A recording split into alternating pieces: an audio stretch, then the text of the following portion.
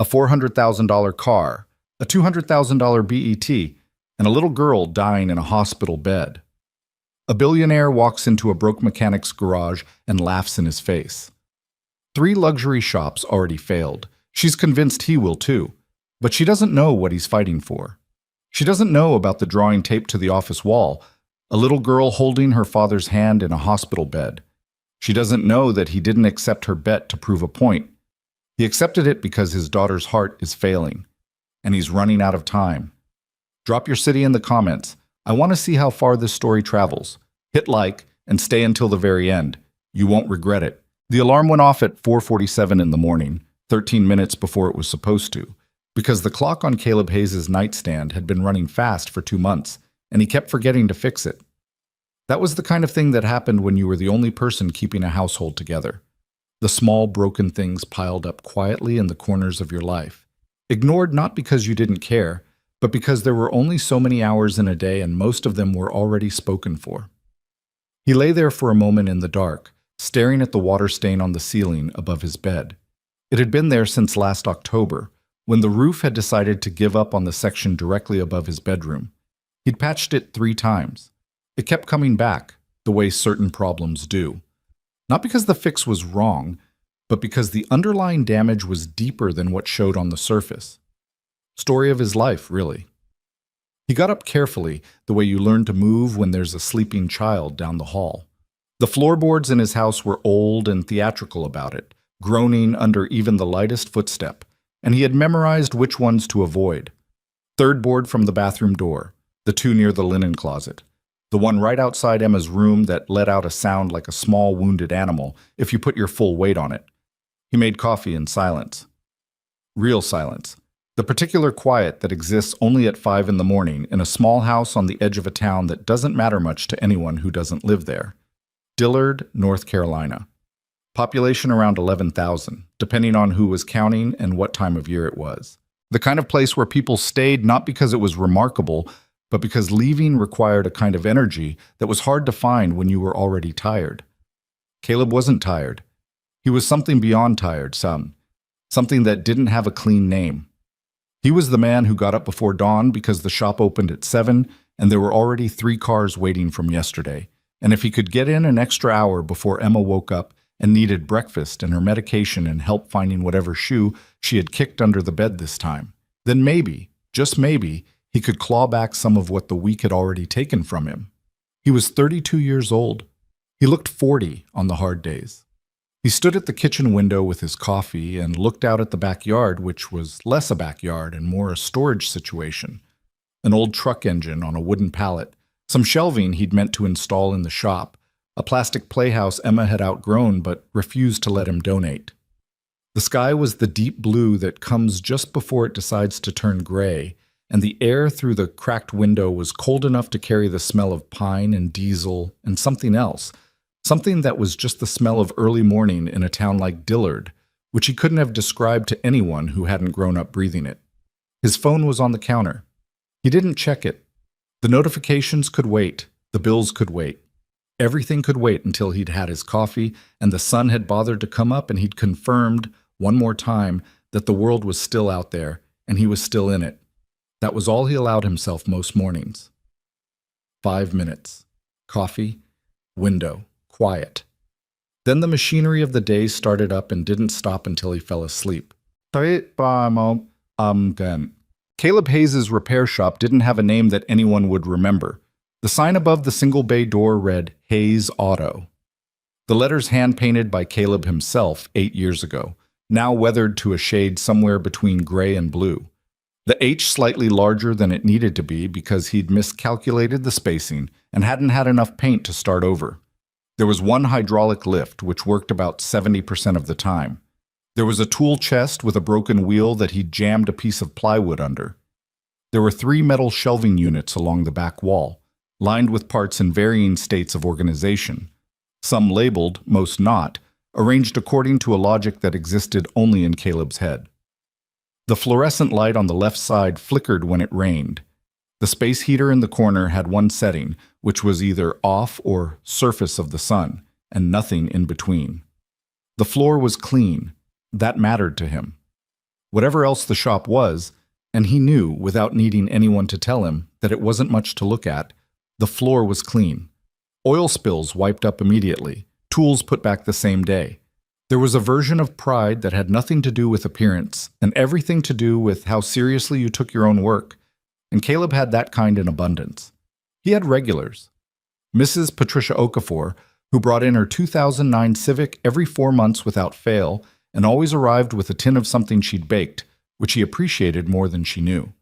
The Delacroix brothers, who ran a landscaping company, and between the two of them could destroy a truck transmission in ways that should not have been physically possible. Danny Reyes, 16, who was saving up to fix the 1998 Honda he'd bought for $800 and came in twice a week to ask questions and occasionally hand Caleb tools, which was mostly helpful.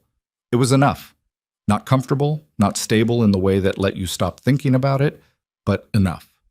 Enough to keep the lights on, enough to make the payment on the lift, enough to keep Emma in the brand of cereal she refused to swap out for something cheaper, but not enough for the surgery. That number lived in the back of Caleb's head the way an unresolved note lives in the back of a piece of music. Always there, never resolving, pressing against the inside of his skull at quiet moments. $87,000.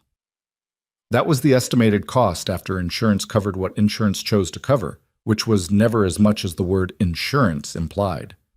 Emma's condition, a congenital heart defect that had been managed since she was 14 months old with medication and monitoring, had progressed to the point where the cardiologist at Mercy Regional, Dr. Singh, had used the phrase, "We can no longer delay surgical intervention," at their last appointment. He had said it gently. He was a gentleman, Dr. Singh, the kind of doctor who made terrible news feel like it was being delivered by someone who actually cared what happened next, which didn't make the news less terrible. It just made it slightly more survivable. $87,000. Caleb had $11,200 in the account he kept specifically for Emma's medical costs. He had about $4,000 in checking. He had the shop, which he'd tried to get a valuation on once, and the number the guy had given him had been discouraging enough that he hadn't tried again. He was not a man who gave up easily. He was not even particularly a man who got scared easily.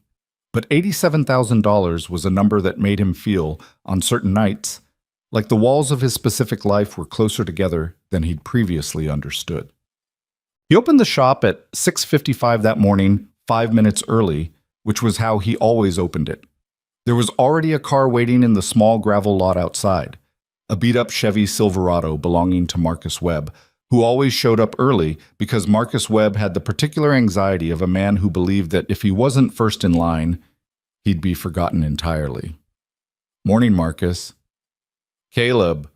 Marcus got out of his truck and squinted at the morning like it had personally offended him. He was 58, had forearms like someone had glued rope under the skin, and wore the same canvas jacket in every season. "That grinding sound's getting worse." "Yeah, I figured. Leave me the keys. I'll call you by noon." "You said that last time, and I called you by noon last time." Marcus considered this. "Yeah," he admitted. "You did." He handed over the keys and walked off down the road toward the diner, which was where he spent most mornings anyway. That was the thing about being in a small town, Caleb thought as he rolled up the bay door. The relationships were uncomplicated, not simple, exactly. People were never simple, but uncomplicated. Marcus Webb had been bringing his truck here for 6 years. He complained every time and came back every time. That was the entirety of their dynamic, and it worked because neither of them needed it to be more than it was. He had the Silverado on the lift and was halfway through diagnosing the brake issue by 9:15 when his phone rang. The number was Mercy Regional Medical Center.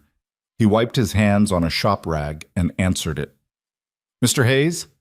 This is Joanne, calling from Dr. Singh's office. He wanted me to reach out about Emma's next appointment. We need to move it up. Would Thursday work for you?" "Thursday works." He kept his voice level. "Is everything all right? She seemed okay yesterday." "Dr. Singh just wants to review some of her recent test results in person. Nothing to alarm you, he just prefers to have these conversations face to face."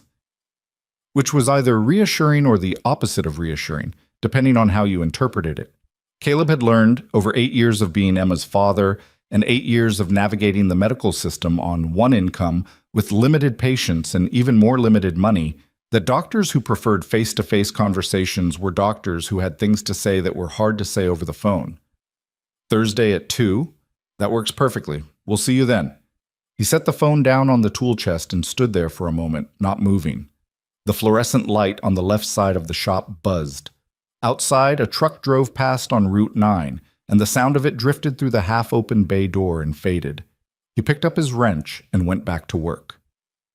Emma Hayes was 8 years old and had opinions about nearly everything. She had opinions about breakfast cereal, only the kind with the bird on the box. The other ones were probably fine for other people. About the correct way to fold a blanket, wrong. If Caleb did it, always wrong. About the relative merits of various cloud formations. Cumulus were the best, she had decided, because they look like they're trying the most. And about her father's music taste, outdated, though she wasn't entirely sure what outdated meant, and had picked it up from somewhere at school. She was small for her age, thin in the way that made the pediatric nurses measure her carefully every visit and write things down with faces that were practiced into neutrality. She had her father's dark eyes and something around her mouth that was entirely her own, a kind of compressed expressiveness, like her face was always holding back one more reaction than it let out. She laughed easily. She argued harder. She was, in the private estimation of everyone who spent more than 20 minutes with her, an unusually alive person. She took 3 medications in the morning and 2 at night. She wasn't allowed to run hard for sustained periods. She got tired faster than other kids, though she was strategic about hiding this because she hated being treated differently. She had a scar on her chest from a procedure at 18 months that she had no memory of, though she'd seen pictures, and she had explained to Caleb once, in a very serious tone, that the scar looked like a zipper for my heart, which he had not been able to respond to for a long moment. That evening, after Caleb had closed up the shop and driven to school to pick her up and heated up the soup he'd made 2 days ago and was pretending was still good, Emma sat at the kitchen table doing homework and eating with the absent-minded efficiency of someone whose brain was somewhere else entirely. "Dad?" she said, not looking up from her worksheet. "Yeah." "Tommy Ferris said our shop looks like it's haunted." Caleb sat across from her with his own bowl of soup, which was, he had to admit, a day past where soup should reasonably be consumed. "Tommy Ferris says a lot of things. I told him ghosts probably have really good taste in mechanics and they'd be lucky to haunt us." He looked at her. "That's a weird thing to say." "I know." She grinned at her worksheet. He didn't know what to do with it. He watched her for a moment. This small, fierce, inconvenient, irreplaceable person who had rearranged every priority he'd ever had without asking permission. She was chewing on her pencil eraser, which he'd told her not to do approximately 600 times, and she had soup on her sleeve, and she was completely absorbed in a math problem that was, from what he could see upside down, not particularly difficult. He thought about Dr. Singh's office calling. He thought about Thursday. He thought about the number he kept in the back of his head, the one that had been living there so long it had started to feel like furniture. "Emmy." "You doing okay today, heart-wise?" She looked up at him with the specific patience of a child who had been asked this question many times and had developed a measured response to it. "Dad, I'm doing homework." "That's not what I asked." "I'm fine." Then, because she was Emma, "My chest felt tight after PE, but it went away in like 5 minutes. Don't make that face." "I'm not making a face." "You're making the face." He was making the face. He flattened it out. 5 minutes? 4.5, probably. "It's fine. Ms. Alcott made me sit down, which was annoying because we were playing dodgeball, and I'm good at dodgeball." "You're supposed to sit down when that happens." "I know, I did." She pointed her pencil at him. "I followed the rules. You can stop making the face." He picked up his soup spoon. "I'm not making any face." "Dad." "Eat your dinner." She went back to her worksheet, satisfied that she'd won this particular exchange, which she had. He ate his soup, which was definitely too old, and watched her and didn't say the things that were occurring to him, because there was a version of loving someone that meant knowing when to keep your fear to yourself, and he'd been practicing that version for 8 years. It arrived on a Tuesday, which was the kind of day that gave no warning about what was coming. Caleb was in the middle of a routine oil change on Mrs. Okafor's Civic when he heard the sound. He'd been a mechanic long enough that he could identify cars by sound the way some people identified birds. Not as a party trick, but as an involuntary consequence of years of paying attention. What he heard pulling into his gravel lot was something expensive. The particular restraint of a high-performance engine being held back to 10 miles per hour, like a large dog being walked slowly. The weight of it and the way the tires sounded on the gravel. He rolled out from under the Civic and looked. The Porsche 911 Turbo S was the color of deep water, a dark blue that looked almost black in shadow and shifted to something oceanic when the morning light hit it at the right angle. It was the kind of car that didn't belong in a lot like his, and it knew it. Even stationary, it had a certain posture. The woman who got out of it was not what he expected, though he later had to admit he wasn't sure what he'd expected. She was young, close to his age, maybe a year or two younger. She wore a charcoal blazer over dark jeans, which was not quite casual and not quite formal, and landed somewhere that communicated I dress for myself, not for context. She had the kind of composure that some people cultivate deliberately and other people are simply born with, and he couldn't immediately tell which category she was in. Her hair was pulled back in a way that suggested efficiency rather than style.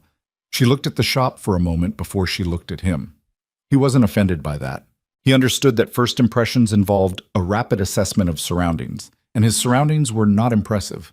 The hand-painted sign, the single bay, the gravel lot, the roof, which sagged on the left side in a way that he'd been meaning to address for the better part of a year. Then she looked at him. "Hayes Auto?" "That's us," he said. "You're Caleb Hayes?" "Last I checked." She looked back at the shop, then at him again, with an expression that he'd seen before and had catalogued without particular bitterness, the expression of someone recalibrating their expectations downward. "I was told you might be able to help with my car." "I might be." He stood up, wiped his hands. "What's the problem?" She was already walking back to the Porsche, which he took as an invitation to follow. He followed. "It hesitates," she said, "under acceleration, usually between 3,000 and 4,000 revolutions per minute. Sometimes there's a brief stall at low speed, then it recovers. 3 shops have looked at it." 3 shops. Momentum Motorsport in Charlotte. She named it the way you name a thing to establish its significance. Apex Performance in Raleigh. Sterling Auto Group, which is... She paused briefly. "Which is one of mine, actually." He looked at her. "One of yours." "I own several automotive service centers. The master technician at Sterling spent 4 days on this car." She said it without particular expression, but the information carried its own weight. "They replaced the MAF sensor, updated the engine control module firmware, and did a full fuel system flush." "Did it fix it?" "No." "Did it make it worse?" The faintest pause. "Marginally." He crouched down next to the front quarter panel, not touching anything yet, just looking. The car was immaculate. No cosmetic issues, no rust, nothing visible. "When did the hesitation start?" "About 6 weeks ago. It was subtle at first. Now it's..." She searched for a word. "Noticeable." "Any other symptoms?" "Hard start in cold weather? Smell from the exhaust?" "No, and occasionally yes, slightly sweet, only sometimes." He stood back up. She was watching him with an attention that wasn't quite skeptical and wasn't quite open. It was the attention of someone who had decided to observe closely before deciding what to think. He recognized that too. It was how he looked at cars. "I can take a look," he said. "I should tell you," she said, "that the 3 shops I mentioned are not small operations. They specialize in European performance vehicles. Their diagnostic equipment alone costs more than..." She glanced at his shop. "More than most things." He looked at her steadily. He was not a man who was easily embarrassed, and he was not a man who was easily provoked. And whatever she was doing, whether it was a warning or something less charitable, he chose to hear it as the former. "I appreciate the context," he said. "I'll take a look. If I can't figure it out, I'll tell you, and you won't owe me anything." Something shifted in her expression, barely. "What's your rate?" $75 an hour for diagnostic work." She nodded, a single short movement. "Fine. He expected her to leave, so most people dropped their car and left. Instead, she asked if she could wait. "There's a chair inside," he said. "Coffee's old." "That's all right." He didn't say anything else. He went back to finish Mrs. Okafor's oil change, and when he was done, he pulled the Porsche into the bay. She stayed 3 hours that first day. She sat in the plastic chair near his workbench, working on her laptop, occasionally on her phone, and she didn't ask him questions and didn't hover, which he appreciated. He'd had clients who hovered. It was like trying to think with someone breathing directly into your ear. He spent the first hour just listening to the engine. He drove it around the back lot. Slow passes, then acceleration runs varying the RPM, paying attention to the rhythm of the hesitation. 3,000, 3,200, 35. There it was. Not dramatic. If you weren't listening for it, you might mistake it for a road surface irregularity. But it was there. A brief stumble, like the engine had been interrupted mid-thought. He came back in and stood for a moment near the workbench, thinking. "Did they check the secondary air injection system?" he asked. She looked up from her laptop. "I have the service records." She turned the screen toward him. He leaned in and scrolled through them, reading.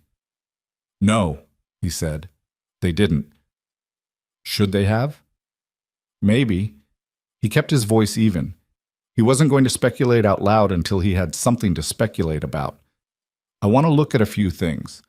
I'll let you know what I find." She watched him for a moment longer than felt purely professional, then went back to her screen. It wasn't the secondary air injection. He found that out by the end of the afternoon. But eliminating it narrowed the field, and narrowing the field was how you worked a problem like this. Not by guessing, not by replacing parts because they seemed likely, but by patient, sequential elimination until what was left could only be the answer. He told her he'd need more time. She left her number, said she'd arranged to leave the car, and walked out to the cab she'd apparently called while he wasn't paying attention. He watched the cab pull out of his lot, then looked at the Porsche sitting in his bay under the flickering light. "All right," he said to it quietly. "Let's figure you out." He spent 4 days on the car. Not 4 days exclusively.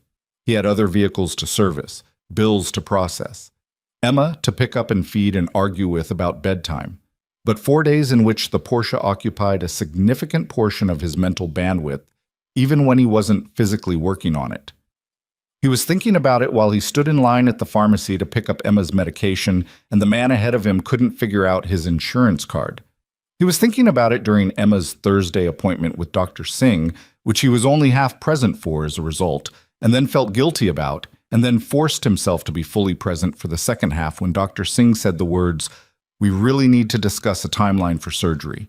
And Caleb sat up straight and paid attention with the complete focus of a man who understood that some sentences required all of you. He was thinking about it at 11 p.m. on the third night, eating cold leftover rice at his kitchen table while Emma slept and the house was quiet, going over what he'd eliminated and what he hadn't. MAF sensor. Already replaced, not the issue. Fuel injectors. Clean, flow rates normal. Ignition coils. Tested, within spec. Spark plugs. Recent, good condition. Vacuum system. Check the main lines, no obvious leaks. The slight sweet smell in the exhaust. He kept coming back to that. A sweet smell could mean coolant, which would indicate a head gasket issue, but there were no other symptoms consistent with that. Or it could mean something in the evaporative emissions system. He pulled the hood on the fourth morning and started working the evap system methodically. Charcoal canister, purge valve, the various hoses that constituted the network. He found it at 9:47 a.m. on a Thursday. It was a hose. Specifically, it was a small rubber vacuum hose that connected the brake booster to the intake manifold, a component so minor that it existed mostly in the background, performing its function invisibly and never asking for attention until it stopped working. This one had developed a hairline crack along its inner wall, not visible to the eye, only detectable when you pressurized the system and listened. At low RPM, the crack was small enough that it didn't matter. At 3,000 to 4,000 revolutions per minute, where the vacuum demand increased, air was being pulled through the crack in micro quantities that were just enough to lean out the fuel mixture and cause the hesitation. It was, in the end, a hose. He held it in his hand and looked at it for a moment. The part cost $6.47. He had 3 of them on his shelf. He replaced it in under 15 minutes, took the car out for a test drive, ran it through the RPM range, listened. Clean, completely clean. The hesitation was gone. He drove back into his lot and sat in the car for a moment with the engine running. 4 days, 3 previous shops. Hundreds, probably thousands, in labor and diagnostic fees and replaced components. A $6 hose. He called the number she'd left. She picked up on the second ring. "It's Caleb Hayes. I found the problem." A pause. "What was it?" "Brake booster vacuum hose. Hairline crack in the inner wall. It was causing a lean condition at mid-range RPM." Another pause, longer this time. "None of the other shops identified that." "No." "How did you find it?" "Pressurized the vacuum system and listened." "That's..." She stopped. Started again. "What does the repair cost?" "The part's $6.47. I'll charge 2 hours labor." He heard, distinctly, a pause that was different from the previous ones. This pause had texture. "I'll come tomorrow morning," she said, and her voice had something different in it too, something he couldn't identify from a single sentence. He said, "Fine." He hung up. He looked at the hose in his hand again. $6.47. He put it on the shelf next to the register, where he'd remember it. She arrived at 8:15 the following morning, which was earlier than she'd said, and she arrived in a different car, a black SUV, which confirmed that she had more than one. She was dressed differently than the first day, though the adjustment was subtle, slightly less formal, same composure. He had the Porsche out front and running when she arrived. "Take it for a drive," he said, instead of hello. She looked at him, then at the car, then got in without comment. He watched her pull out of the lot and turn onto Route 9. He went inside and poured himself coffee, the fresh batch, not yesterday's, and waited. She was gone 12 minutes. When she came back, she pulled into the lot and sat in the car for a moment before getting out. He couldn't see her face through the windshield from where he was standing. When she got out, her expression was the same practiced neutrality it had been when she'd arrived 4 days ago, but something underneath it was different. "It's fixed," she said. "Yeah. Completely. Drive it through the RPM range. 3,500. 4. Clean all the way through." She stopped, looked at the shop, at the flickering light, at the hand-painted sign. Then she looked at him with an expression he couldn't quite categorize. "A vacuum hose." That's what it was. "The technician at my Sterling location has 17 years of experience." I believe that. "He has $40,000 in diagnostic equipment." I believe that too. She was quiet for a moment. When she spoke again, her voice had a quality he hadn't heard in it before. Not quite confrontational, but close to it. The voice of someone who had decided to say a thing that they knew might be received poorly and had decided to say it anyway. "You know what I thought when I first drove in here? Probably not hard to guess. I thought this was a waste of time. That I was here because someone felt sorry for you and put your name forward." She said it directly, not cruelly, just stated it as a fact she was choosing to put on the table. "I thought a shop like this, with a single bay, and a sign that..." She glanced at the sign. "A sign that's been rained on significantly. I thought there was no plausible way you'd succeed where 3 specialists had failed." He let that sit for a second. "What do you think now?" "I think you're either very good or very lucky, and I'm skeptical of luck as an explanation." "I'll take that." She reached into her jacket and produced a check which she'd prepared in advance, which told him something about her, that she'd prepared in advance, that she thought in anticipations. He took it. The amount was correct. He'd given her the quote over the phone. She didn't move toward her SUV immediately. She stood with her hands in the pockets of her blazer and looked at him with the look of someone who was calculating something. "What?" he said. "I want to make a proposal." He waited. "This car."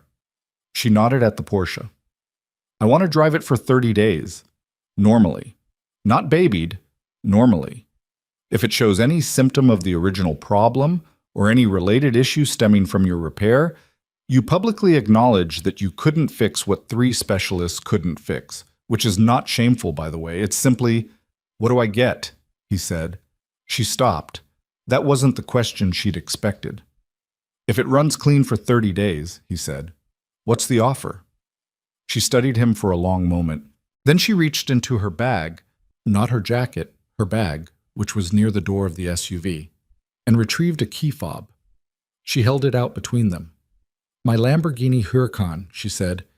"It's in my garage in Charlotte, worth approximately $200,000. The number landed in the air between them. He looked at the key fob. He looked at her. "Why?" he said. "Why would you offer that?" She didn't answer immediately. She looked at him with something complicated moving behind her eyes, some calculation that he couldn't follow. "Because I'm offering a bet I expect to win," she said. "If I'm right and the repair fails, I've made a point. If I'm wrong—" She paused. "Then a mechanic in a single-bay shop with a rained-on sign fixed what my best people couldn't, and that's worth $200,000 to know." He didn't say anything for a moment. He was thinking about $87,000. He was thinking about Thursday's appointment. He was thinking about the word timeline and the way Dr. Singh had used it carefully, like it was load-bearing. He was thinking about Emma's drawing on the office wall. She'd put it there herself last week, a crayon picture of their house with a lopsided chimney and a car in the front that was clearly meant to be the Porsche, with her particular 8-year-old confidence that anything in their world was worth drawing. He thought about what $200,000 meant, not as an abstraction, as a specific, concrete, numbered thing. It meant the surgery, covered. It meant the recovery, covered. It meant not lying awake at night running calculations that never resolved.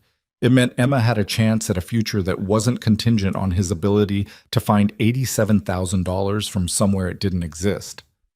"You're serious," he said. "I don't make offers I'm not serious about." He looked at the key fob again. He looked at her. 30 days, he said. "Drive it normally. At the end of 30 days, if it's running clean, you get the Lamborghini." "Okay," he said. She blinked, just once. "That's it? Okay?" "That's it." She looked at him like she was waiting for something, a hedge, a negotiation, something. When it didn't come, she put out her hand. He shook it. Her hand was cool and firm. She held the handshake a beat longer than was purely transactional, and he had the distinct sense that she was trying to figure out what he was exactly. What kind of person agreed to that, just okay, without flinching? She let go. "I'll have the paperwork drawn up," she said. "All right." She walked to her SUV. At the door, she paused without turning around. "Mr. Hayes." "Yeah." "I hope you understand what happens if I win." "I understand."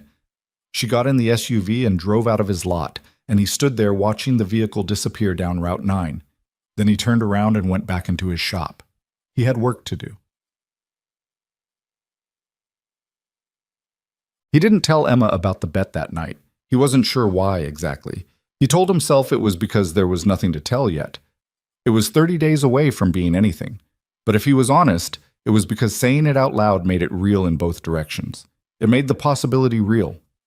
And it made the alternative real too, the one where the repair somehow failed and he had to stand in front of his daughter and explain that their shot had not worked out. He wasn't built for that kind of hope, not the big public kind. He'd learned, through Emma's various medical appointments and insurance denials, and the slow accumulation of setbacks that made up the financial reality of a single-parent household with a sick child, that hope was more manageable when it was quiet, when it was small enough to fit in your pocket and not knock into things. So he put the bet in his pocket and kept working. Emma noticed something because Emma noticed things. She had her father's observational quality, though she deployed it differently, less systematic, more instinctive. She noticed things about people. She noticed when he was in his head. That evening, while he was helping her with a school project that involved constructing something out of cardboard that was meant to represent a habitat, a term she used loosely, building what appeared to be a very ambitious multi-level structure, she looked up at him from behind the cardboard. "You're doing the thing," she said. "What thing?" "The thing where you're here but you're also somewhere else." He handed her the tape. "I'm right here." "You're here but you're thinking really loud. She accepted the tape without looking away from him. Is it money stuff? He looked at her. Why would it be money stuff? Because that's the kind of thing you think loud about. She said it without particular weight, just factually, like she was describing the weather. She had an 8-year-old's directness. No social layer over the observation, no softening. He felt something in his chest that was not quite sadness and not quite anything else. She was 8. She shouldn't know what it looked like when her father was worried about money. She shouldn't have enough data points to recognize it. I'm just thinking about a car, he said. A fancy car. Very fancy. She accepted this with the pragmatism she brought to most things. Okay. She went back to her cardboard habitat. Can I have a hamster? No. What about a fish? We'll talk about it. That means no. That means we'll talk about it. She made a face that communicated her position on "we'll talk about it" very clearly and returned to construction. He watched her for a while, her tongue between her teeth, her small hands navigating the cardboard with a concentration she rarely brought to homework, but always brought to building things, her thin chest rising and falling in its steady, slightly effortful way. He thought, 30 days. He thought, please. He pressed it back down into his pocket, where it fit better. He called Dr. Singh's office the next morning and asked about the timeline. Mr. Hayes. Dr. Singh had the kind of voice that felt like it was giving you its full attention, even over the phone. I know this is a lot to process. Emma's condition is manageable for now, but the window for optimal surgical intervention is, we're looking at 6 to 9 months before the structural changes become significantly more complex to address. Significantly more complex, Caleb repeated. More risk, more recovery time, potentially less complete outcome. A pause. I want you to understand that Emma is not an immediate crisis, but the timing matters. Every month we wait is a month that makes the surgery more complicated. And the cost estimate is still around $87,000. That's the estimate. It can vary based on the specific procedure, the duration. I understand. He was standing in the back lot of the shop, where it was quiet. The morning was overcast.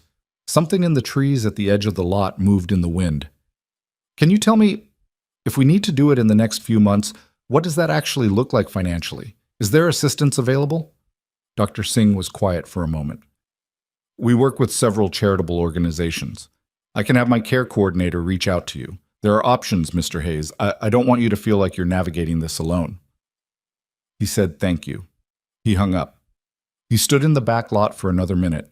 Then he went back inside and pulled Marcus Webb's Silverado back up on the lift, because there was still a brake issue to resolve, and waiting didn't fix brakes.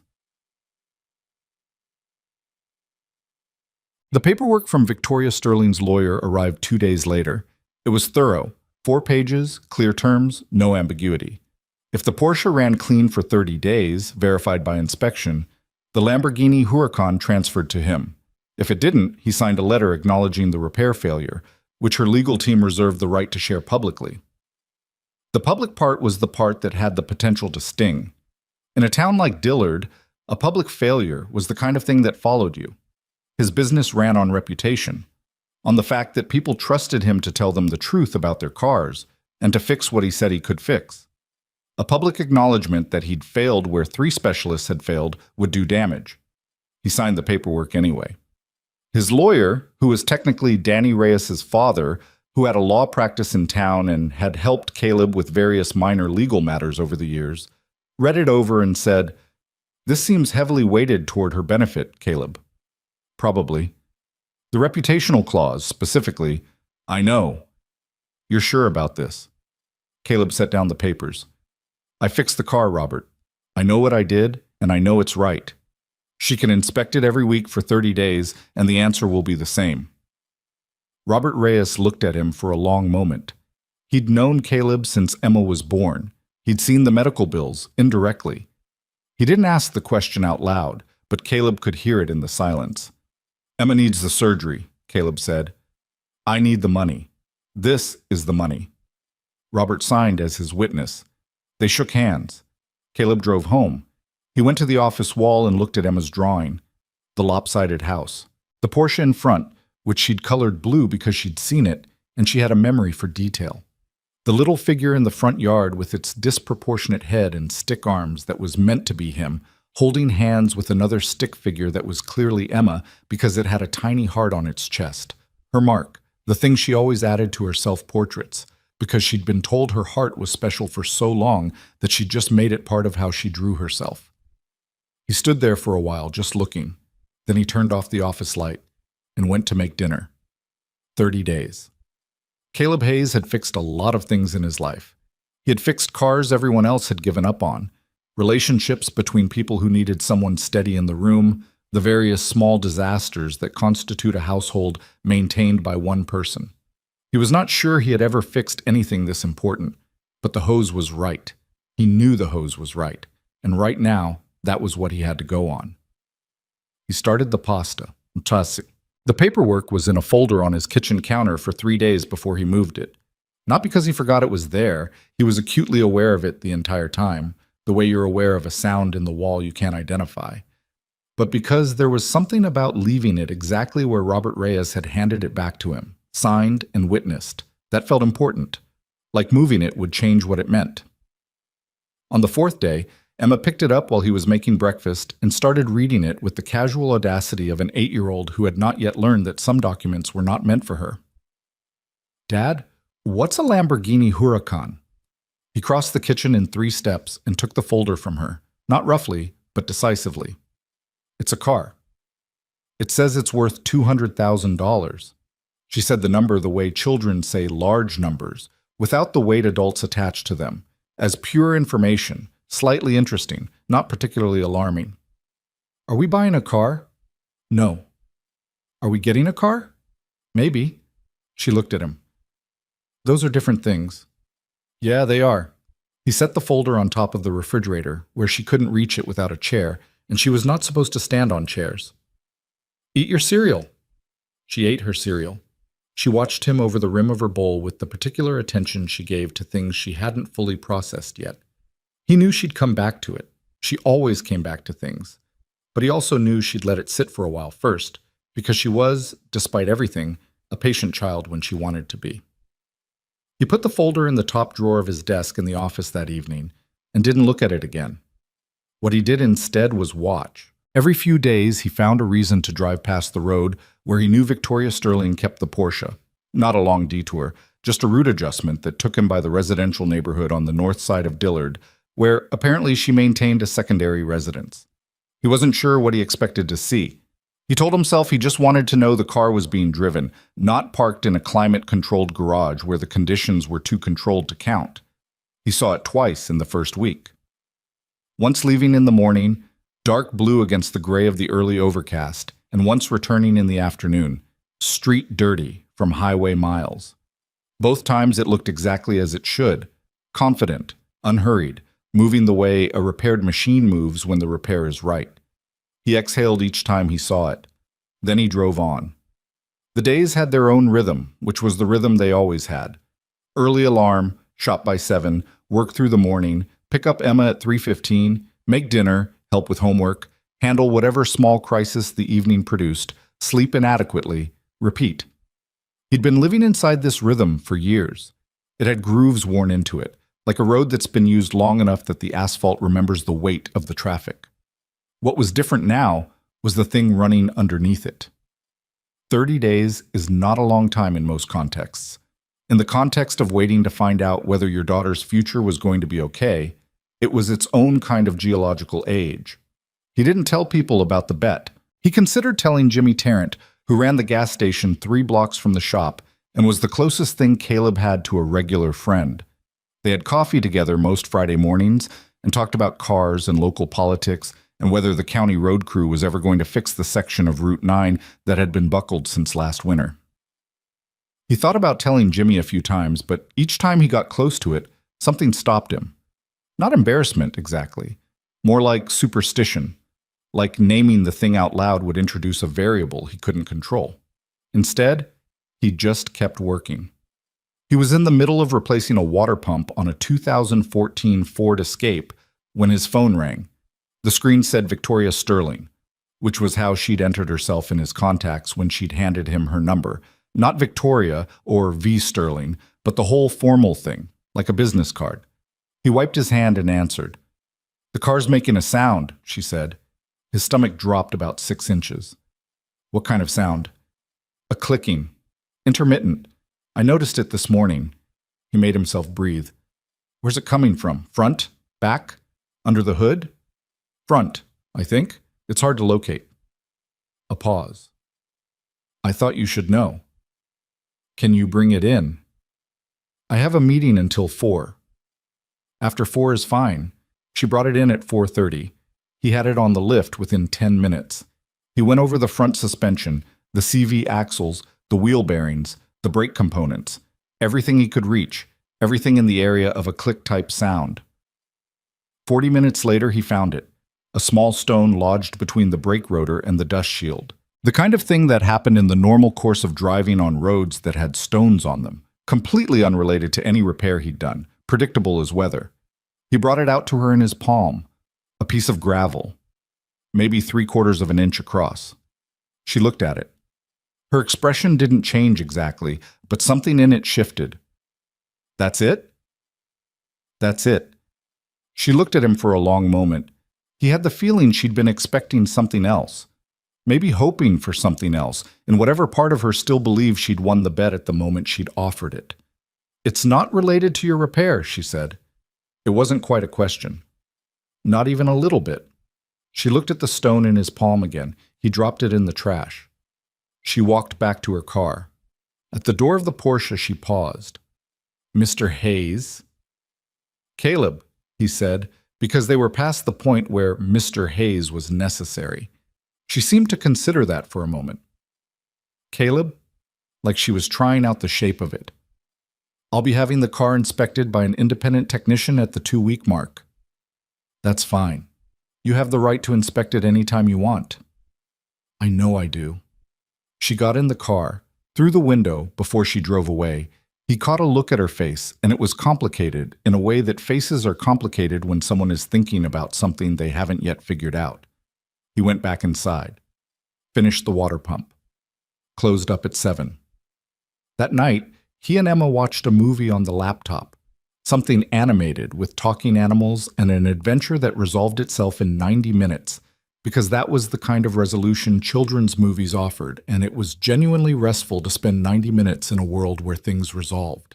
Emma fell asleep before the ending, tilted against his shoulder, and he watched the last 20 minutes alone with the volume turned low. He thought about Victoria's face at the window. He pushed the thought away. It wasn't relevant. Nothing about her was relevant until the 30 days were up, and then she was relevant only as the person handing him the keys. He carried Emma to bed. She was heavier than she'd been last year, which was good. She stirred when he set her down, opened one eye. "What happened at the end?" she said, sleep blurred. "The animals won." "Good." She closed her eye. "Animals should win." He tucked the blanket around her. He stood there for a moment in the half-dark, listening to her breathe. Even. Steady. A little labored, if you were listening for it. He was always listening for it. He turned off her lamp and went to bed.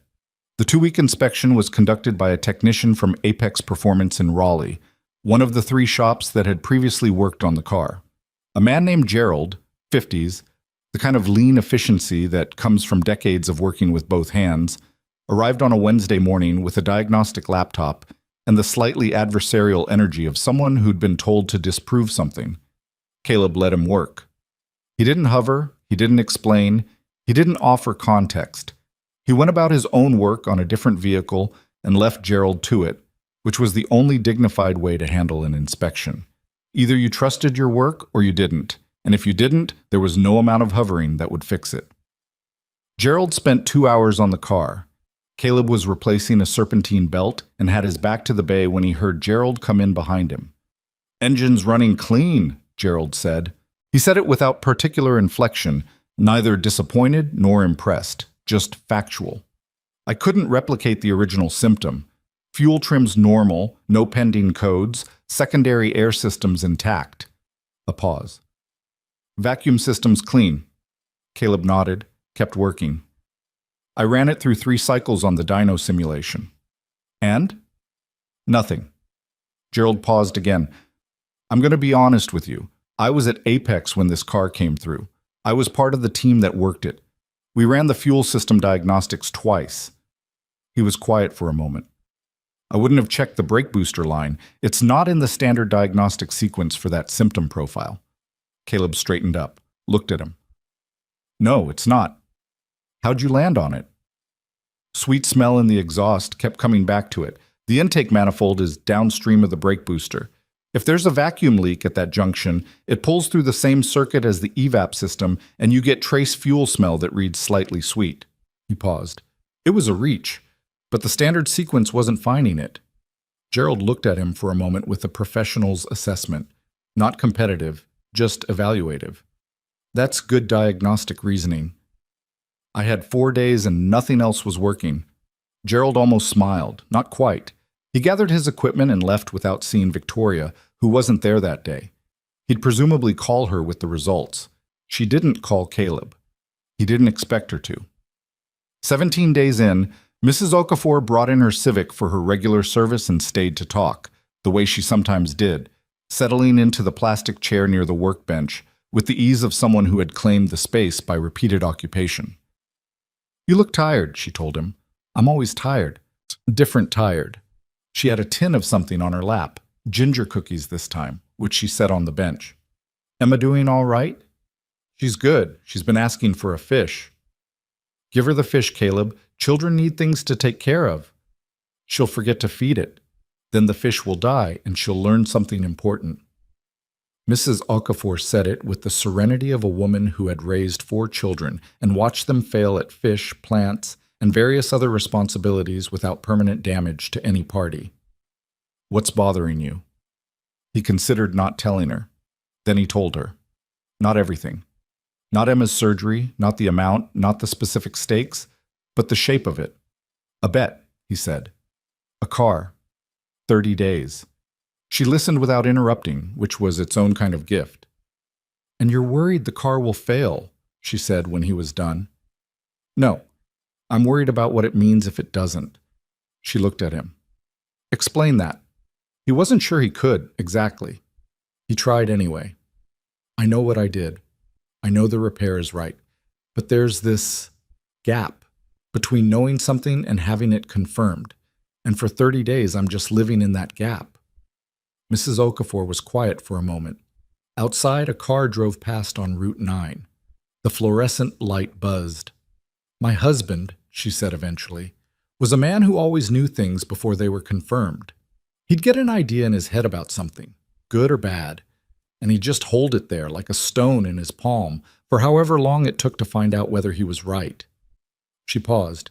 He was usually right, but the holding was always the hardest part. Caleb didn't say anything. The gap, she said, is where you live when you've done everything you can do. There's no fixing it. You just inhabit it. He nodded. Went back to the Civic's filters. She ate a cookie and didn't say anything else. And that was enough. Victoria came back on day 20. She didn't call ahead, just appeared in the lot at around 11 in the morning, which was unusual. Their previous exchanges had been scheduled or at minimum announced. He was under a truck when he heard the Porsche pull in, identified it by the sound, and rolled out. She was standing near the front of the car when he emerged, in a coat he hadn't seen before, hands in the pockets, looking at the shop with an expression he couldn't read at distance. Everything all right? He said. Yes. She looked at him. I was in the area. Which could have been true, probably wasn't entirely true. He had enough experience with people to know that I was in the area usually meant I wanted to come here and I needed a reason that wasn't the real one. He stood up, wiped his hands. You want coffee? She paused, like the offer surprised her slightly. The old kind or a fresh batch? Fresh. I made it an hour ago. She followed him inside, which he also hadn't expected her to do without further negotiation. She stood near the door while he poured 2 mugs, looking at the office wall, at the various papers tacked there, the parts catalog, the schedule sheet, and Emma's drawing, which was still there, which was always there. He handed her the mug. She was looking at the drawing. Your daughter did that? She said. Yeah, she was here with me one afternoon last week. She likes to draw while I work. Victoria studied the drawing for a moment. The lopsided house, the blue car out front, the two stick figures. She drew the Porsche. She's got a good memory for cars. Picks it up from being around the shop. How old is she? 8? Victoria said nothing for a moment. She was still looking at the drawing, and there was something in her face that was different from any expression he'd seen her wear before. Not the composure, not the assessment, not the slight edge she brought to most interactions. Something quieter than all of those. She drew a heart on herself, Victoria said. He looked at the drawing, the small red crayon heart on the stick figure's chest. Emma's mark. She always does that. She says it's her signature. Victoria wrapped both hands around her mug. She turned from the drawing and looked at him. Why does she do it? He thought about how to answer that. He chose the simple version. Her heart is something she's always been told is different, special, they call it. She took that in and made it part of how she sees herself. He paused. It's either a very healthy response or a very Emma response, probably both. Victoria looked at the drawing again for a long moment. Then she looked at him, and there was a question in her expression that wasn't ready to be asked out loud yet. He could see it the same way he could see an issue in an engine before he could name it. Something not quite right in the rhythm, a hesitation before resolution. He didn't ask it for her. He just drank his coffee. She left 20 minutes later, saying something brief about needing to get back to Charlotte. He walked her to the Porsche, and when she got in and looked up at him through the open door, she said, 10 more days. Yeah, he said. She drove away. He stood in the lot for a moment after she was gone, holding his coffee mug. He was not a man who let his mind run ahead of him. He'd disciplined that tendency out of himself years ago because running ahead was a way of losing the present, and he couldn't afford to lose the present. But in the 10 seconds he stood in that lot, before he went back inside, he let himself feel the edge of the thing he was holding, the hope that he'd been carrying so carefully, that he'd kept so compressed and pocket-sized. 10 days. He went back to work. The call came on day 23. He was at home, had just put dinner on. Emma was at the kitchen table working on a book report about a documentary she'd apparently decided was more interesting than the book she was supposed to have read, which was a logistical problem he was going to have to address. Victoria Sterling. He stepped into the hallway. There's a light on, she said without a hello. What light? A warning light. Engine management. It came on this afternoon. He stood very still. What does the display say? It just shows the warning symbol, no text. Color? Yellow. Yellow was informational, not critical, not red, not flashing. Have you noticed any change in how it's driving? Hesitation? Rough idle? No, it's driving the same. He exhaled very slowly through his nose. A yellow engine management light without associated symptoms could be 30 different things. Half of them are emissions-related, not drivability. Fuel cap not fully sealed, oxygen sensor reading, evap leak code. He paused. None of those are related to my repair. How do you know without seeing it? I don't. Not for certain. I'm telling you what's probable. A silence. She said, It could be related. It could be. That's why I want to see it. Another pause. Bring your diagnostic equipment. I'm in Charlotte. I need to make arrangements for Emma first. How long? Give me an hour. He called Jimmy Tarrant's wife, who was the person he called when he needed someone to be with Emma on short notice, because she was reliable and Emma liked her, and she didn't ask questions about why he was calling at 6:30 in the evening. Then he packed his portable diagnostic kit in the truck, a laptop with the diagnostic software and the OBD2 interface, and drove the 40 minutes to Charlotte. Victoria Sterling's Charlotte residence was not what he'd been picturing, though he hadn't been picturing anything specific. It was a large house in a neighborhood where the landscaping was better maintained than most public parks he'd been to. Not showy exactly, but the kind of deliberate that cost a lot of money to look effortless. The Porsche was in the driveway. She met him at the door. She was in different clothes than she wore to the shop. Less formal, a gray sweater, no blazer, her hair down for the first time he'd seen. He filed that observation away without examining it. The car's there, she said. I can see that. He plugged in the diagnostic interface and pulled the codes. 2 of them. P0456, evaporative emission system leak, small. P0442, evaporative emission system leak, very small. He read them twice, then ran a live data check on the fuel vapor system. He sat back in the driver's seat. Well? She was standing beside the open door. 2 evap codes, small leak in the fuel vapor system. He looked at the data on the screen. Not related to my repair. Not related to the original problem. This is the charcoal canister or one of the vapor lines between the canister and the fuel tank. It's common in cars this age if they've done a lot of stop and go recently. Is it serious? No. It's the kind of thing that triggers the light but doesn't affect performance. You can drive it without issue. It needs to be fixed, but it's a separate repair. She looked at him with an expression he was beginning to recognize. Not quite skepticism, not quite belief, but a careful attention that was trying to decide between the two. You're sure? He turned the laptop so she could see the codes. These 2 codes. Neither of them is downstream of anything I touched. The brake booster vacuum line I replaced connects to the intake manifold. This is the evaporative emission system, which is a completely separate circuit. He walked her through it briefly. Intake system here, fuel vapor recovery system here. No shared components, no causal relationship. She listened. She looked at the screen. She looked at him. All right, she said. He closed the laptop, got out of the car. They stood in her driveway at 8 in the evening under the particular quiet of a residential street in Charlotte, which was a different quiet than Dillard. Manicured, careful, the sound of sprinklers somewhere down the block. He should have gotten back in his truck immediately. He had an hour's drive, and Emma was at Jimmy Tarrant's wife's house, and there was no reason to linger. He lingered slightly. Does this trip count toward my repair guarantee? He said. It was a light question, not really what he was thinking about, and something in his tone conveyed that. She looked at him sharply, then realized he wasn't being serious. Something in her face relaxed by a degree or two. No, this was a courtesy call. Happy to make it. She looked at his truck for a moment, then back at him. How far is Dillard? About 40 minutes. That's a long drive for a yellow light. It's my repair on the line. He picked up his kit. It's worth the drive. She nodded slowly.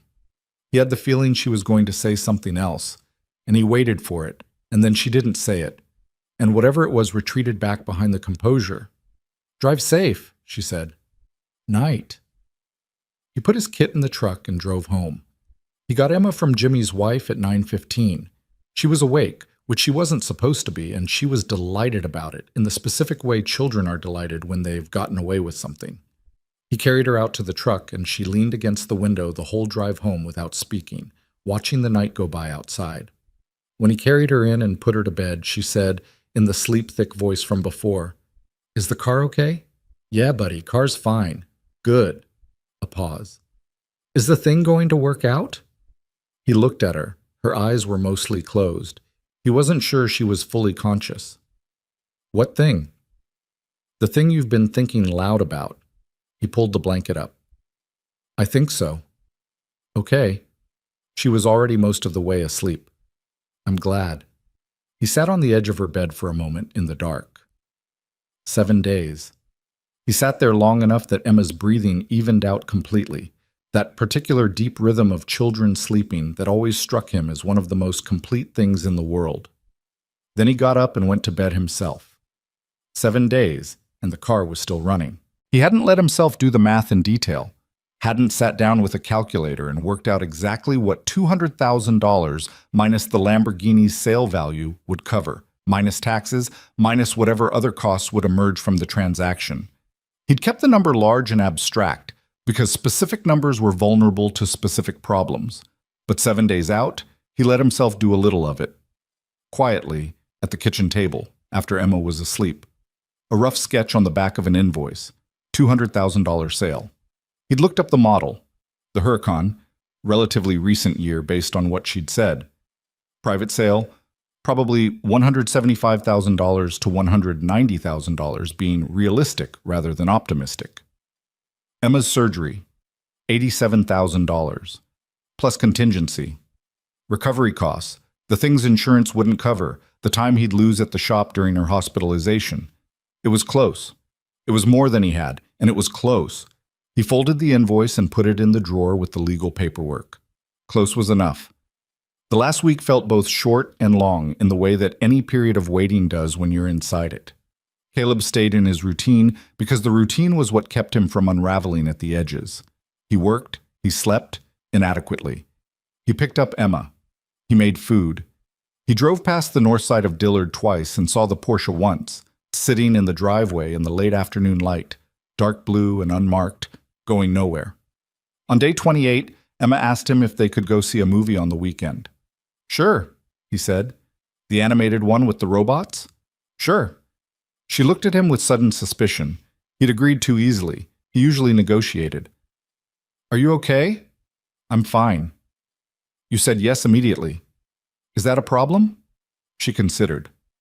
No, she decided. I'm not going to ask questions about it.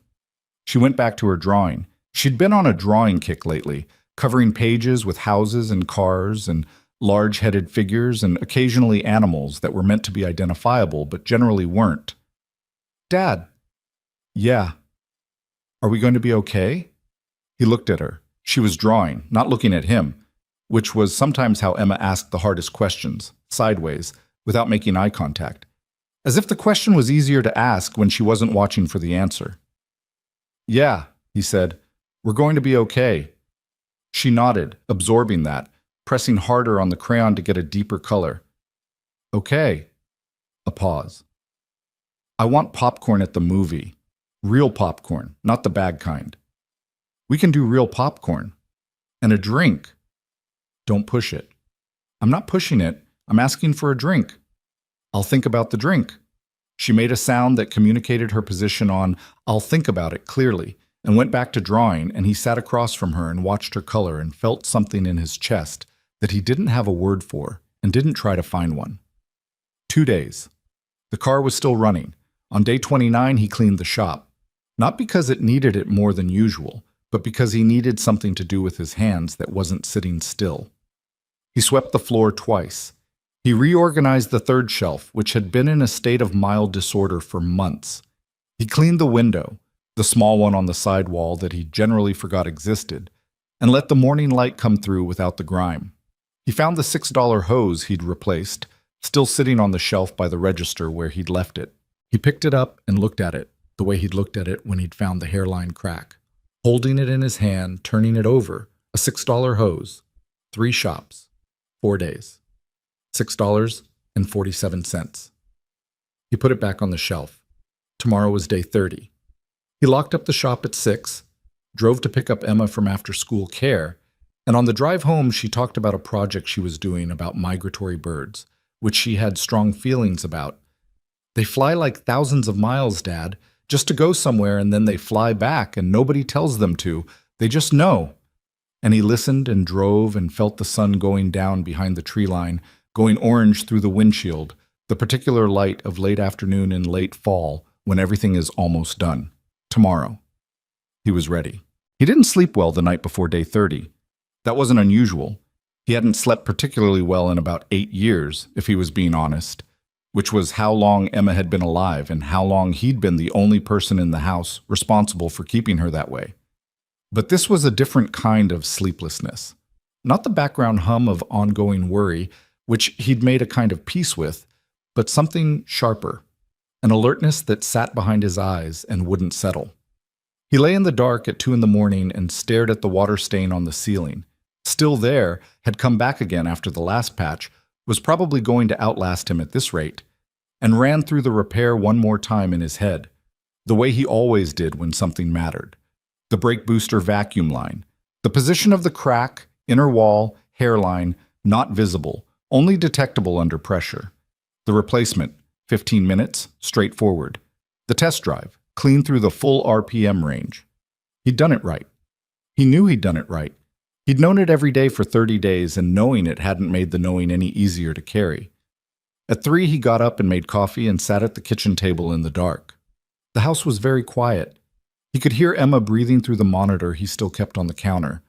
An old habit, from when she was smaller and more fragile in ways he could see, before she'd grown into a child who hid her fragility strategically. The monitor wasn't medically necessary at this point. Dr. Singh had said so, but Caleb had never removed it. and Emma had never asked him to. Some things you kept not because they were required, but because they reminded you of the shape of what you were protecting. He drank his coffee. He looked at the dark window. He thought, in the way you think at 3 in the morning when the filters are down, about what the day was going to bring. Victoria Sterling was going to come to his shop. She was going to bring the paperwork and the key to the Lamborghini because the car had run clean for 30 days. And they had an agreement, and she was the kind of person who honored agreements, regardless of whether she'd expected to have to. He was going to sign whatever needed to be signed, and he was going to have a car worth approximately $200,000 sitting in his single-bay shop with the hand-painted sign, and he was going to call a dealer in Charlotte who handled exotic sales and get a realistic number and move forward. And Emma was going to get her surgery.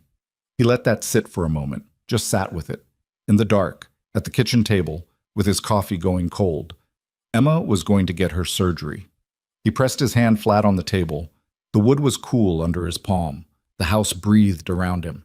The small, familiar sounds of a structure settling, the refrigerator cycling, Emma's breathing on the monitor. He made himself feel it, just for a moment, before the day started and it became something to do rather than something to feel. He let himself be the man sitting at the kitchen table at 3 in the morning who had fixed an unfixable car and spent 30 days carrying a number in his chest, and was now hours away from finding out that it was going to be enough.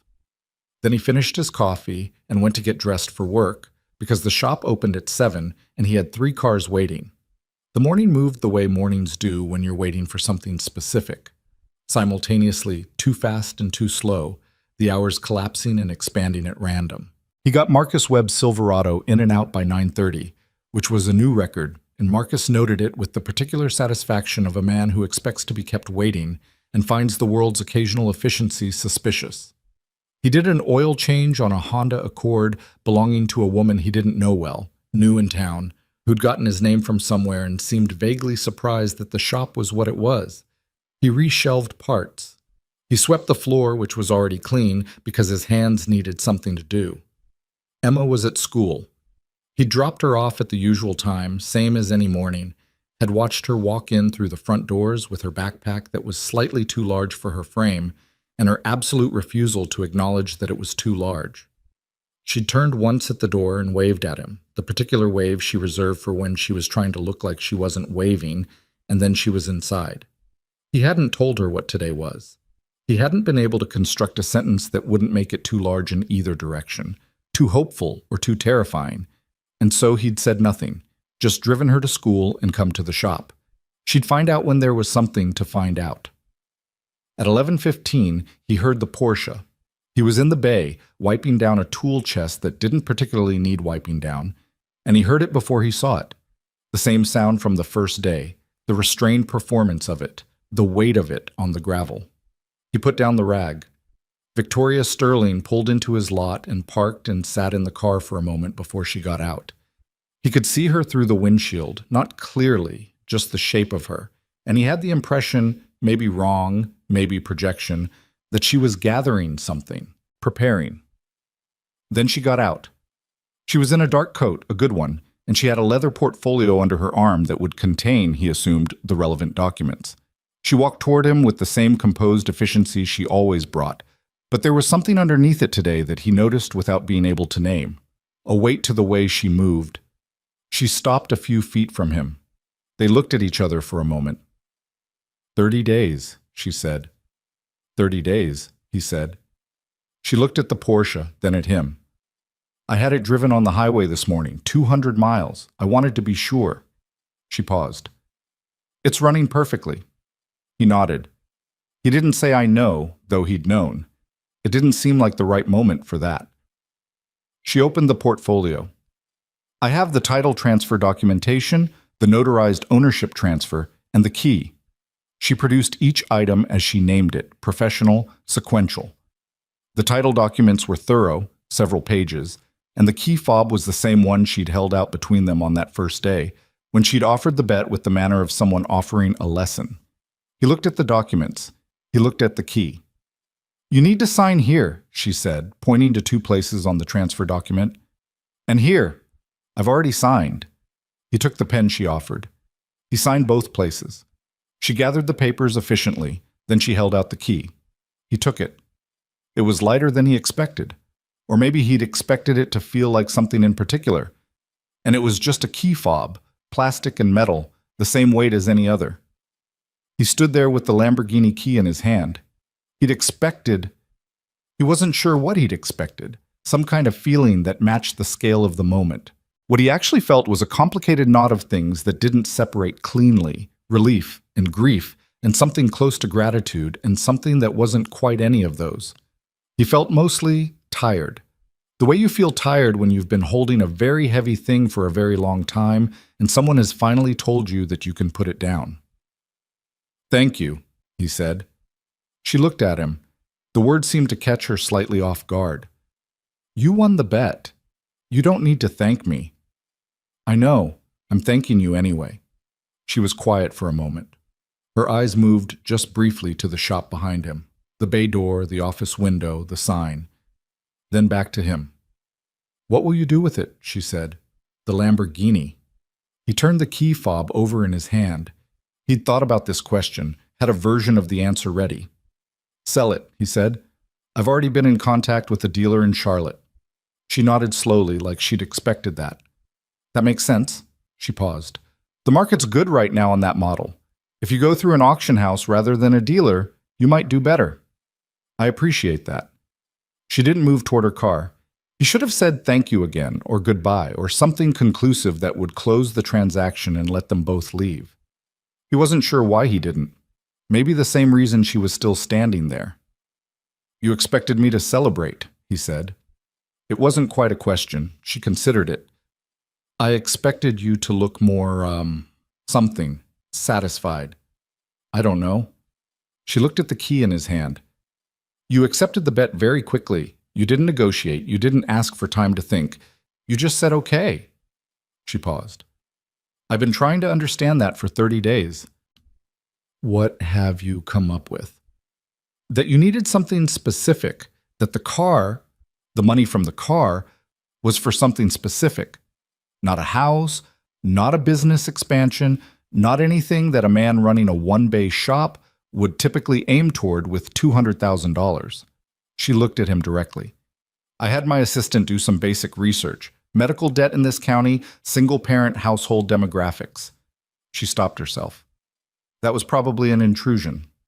He looked at her. "Yeah, probably." She accepted that without flinching.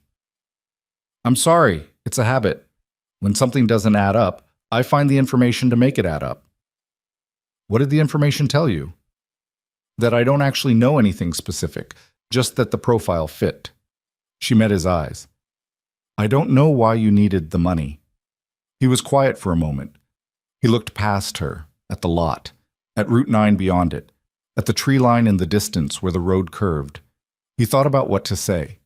He thought about keeping the answer small, keeping Emma's situation private the way he'd always kept it, not out of shame, but out of the sense that his daughter's vulnerability wasn't something to broadcast, wasn't something to use for sympathy. Then he thought about this woman who had driven an hour from Charlotte and stood in his gravel lot and handed over a $200,000 car because she'd made a bet and lost it, and who had driven the car herself for 30 days, expecting it to fail, and hadn't pretended otherwise, and who was still standing here instead of leaving. He looked at her. "My daughter," he said. "She's 8. She was born with a heart defect.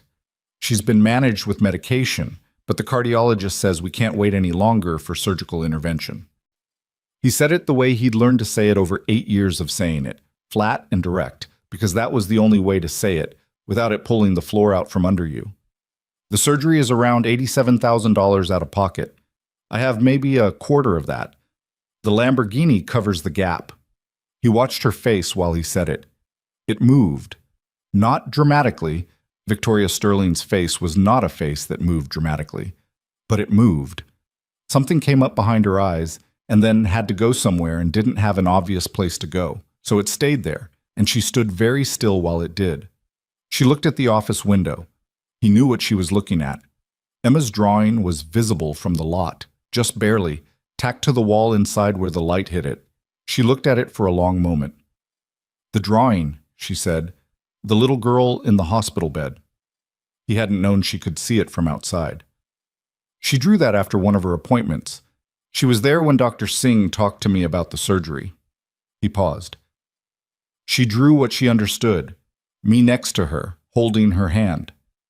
Victoria was very quiet. Her hands were in her coat pockets, and he could see in the line of her shoulders something happening that she wasn't going to acknowledge and he wasn't going to name. A small figure in a hospital bed holding her father's hand, done in crayon by a child who drew a heart on her own chest, because she'd been told her heart was special, and she'd believed them. How long has she... Victoria started, then stopped. How long have you been dealing with this? Since she was 14 months old.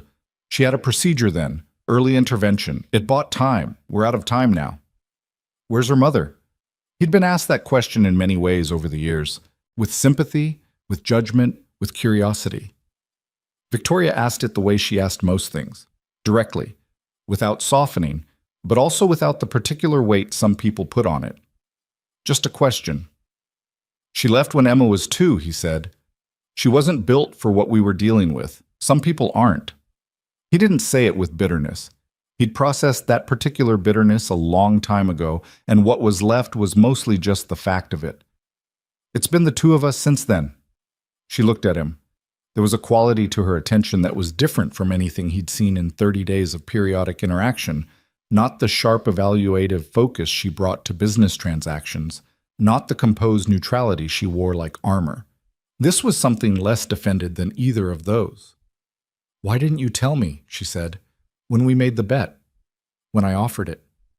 A pause. You could have explained, and I would have. You would have given me money, he said. That's not the same as winning a bet. She stopped. He said it plainly, not defensively, just as a fact. If I'd told you about Emma, you'd have written a check, maybe, and that would have been charity, and that's... I appreciate what it would have meant, but it's not the same. He looked at the key in his hand. I fixed your car. 3 shops couldn't fix it, and I did. I earned this. She was quiet for a long time, long enough that he started to wonder if he'd said something wrong, though he didn't think he had. When she spoke, her voice had changed, just slightly, something rougher in it, like the smoothness she normally deployed was temporarily unavailable. My father, she said, was a man who refused help on principle. He'd rather fail at something than succeed because someone gave him a hand. She paused. I spent 20 years watching him make that choice, and I never understood it.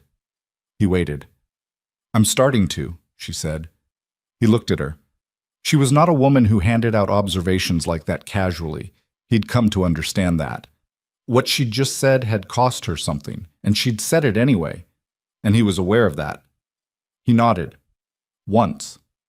She looked at the Porsche again, at the shop, at the sign with its weathered paint, the H too large, the letters gone gray-blue from rain. Will you call the shop after Emma's surgery? Let me know how it goes? She said it quickly, the way you say things you've been deciding whether to say. I'm not asking for ongoing correspondence. I'd just like to know. He thought about it for a moment. Not whether to say yes, but what the yes meant, and whether he was okay with what it meant. Yeah, he said. I'll call. She nodded once, a short, precise movement. She picked up her portfolio. She turned toward the Porsche, and he watched her walk to it, the coat, the measured stride, the posture that she wore everywhere the same way, the armor that was so thorough it had become indistinguishable from the person. At the door she stopped. She didn't turn around. He noticed that. She faced away from him when she said it, which told him it was something she couldn't quite say to his face. Your daughter, she said. She's lucky to have you. She got in the car. He stood in the lot while the Porsche started up, while she reversed out of the gravel, while she turned onto Route 9 and drove away, the dark blue body of it going small, and then smaller, and then gone around the curve. He stood there for a while after she was out of sight, holding the key fob in one hand and not doing anything in particular. Then he went inside. He sat down in the plastic chair near his workbench, the same one she'd sat in that first day, with her laptop not hovering, and he looked at Emma's drawing on the wall, the house with the lopsided chimney, the blue Porsche out front, the 2 figures, father and daughter, her little heart mark on her own chest. He looked at it for a long time. He reached for his phone, called the dealer in Charlotte, left a message about the Lamborghini, called Robert Reyes to let him know the transaction was complete, called Dr. Singh's office and got Joanne. "Joanne," he said when she answered. "It's Caleb Hayes, Emma's dad." A pause. "I need to schedule the surgery. I have the funding." A brief silence. Then, "Mr. Hayes, that's wonderful news. Let me get Dr. Singh's scheduling coordinator on the line." He waited. He looked at the drawing. Emma called after school from the aftercare room on the phone they'd given her for emergencies, which she used for non-emergencies frequently. "Dad, are we still going to the movie this weekend?" "Yeah, we're still going." "Real popcorn?" "Real popcorn, yeah." "Can I invite Grace?" He thought about it. Grace was Emma's best friend, a small, loud girl with very strong opinions about movies and a laugh that was audible from 3 rooms away. "Sure." "Dad." A pause.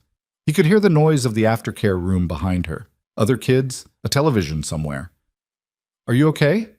You sound different." "I'm good, Emmy. I'm good." A pause while she assessed the veracity of this. She was alarmingly good at detecting false positives in his emotional state. Good different or just different? He leaned back in the chair, looked at her drawing, the little heart. "Good different," he said. "I'll explain tonight." "Okay." Then, "Dad, I made a drawing today at school.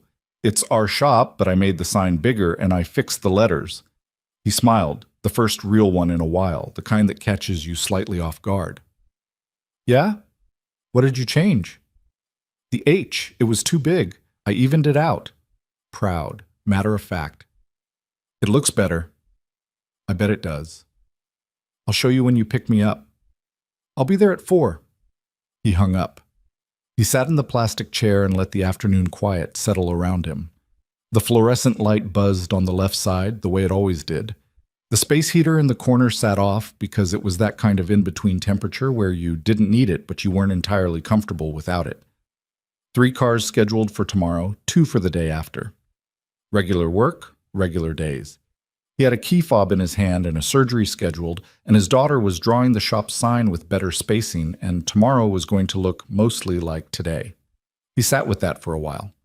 Then, because there were still 3 cars scheduled for today, and one of them hadn't been touched yet, he got up. He put the Lamborghini key in the top drawer of the desk, next to the legal paperwork and the folded invoice with the numbers on the back. He picked up his wrench. He went back to work.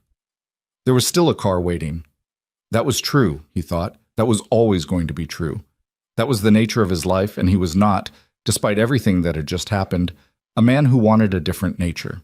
He was a man who diagnosed problems that other people couldn't diagnose and fixed things other people had given up on, and went home to an 8-year-old who drew hearts on herself because she'd decided her difference was a signature. That was what he was. The Lamborghini key in the drawer didn't change that.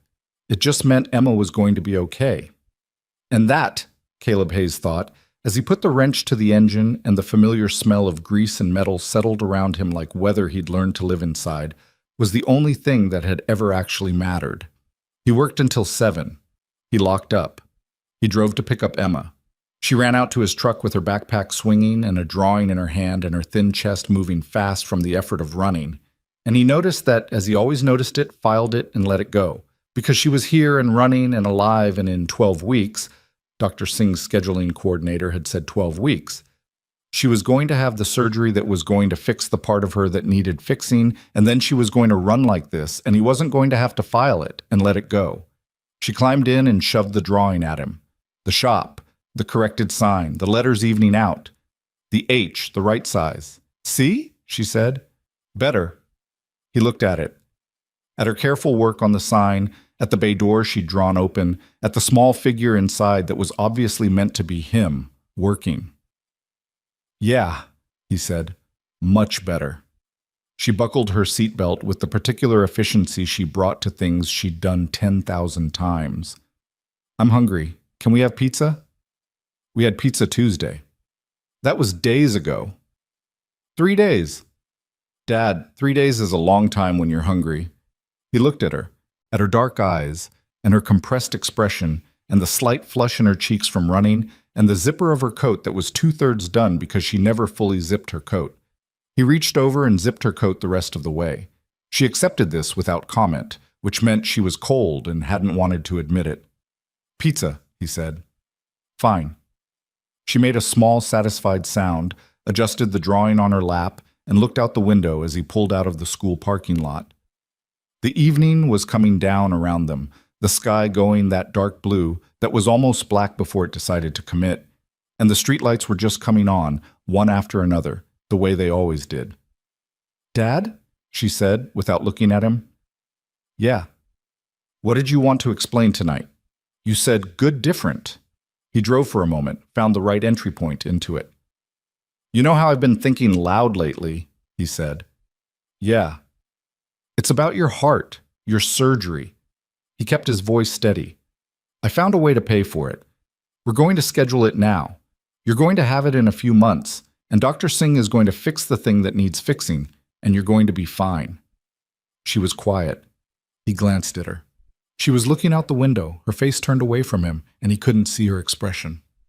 "Emma." "I know," she said. Her voice was small and even and 8 years old. "I knew you'd figure it out." He looked back at the road. "You always figure it out," she said, still looking at the window. "You're annoying like that." He said nothing for a moment. The streetlights kept coming on, one after another. "Were you scared?" she asked. He thought about what to say. About the kitchen table at 3 in the morning, about the number in the back of his head, about 30 days of keeping hope pocket-sized. "Yeah," he said. "A little."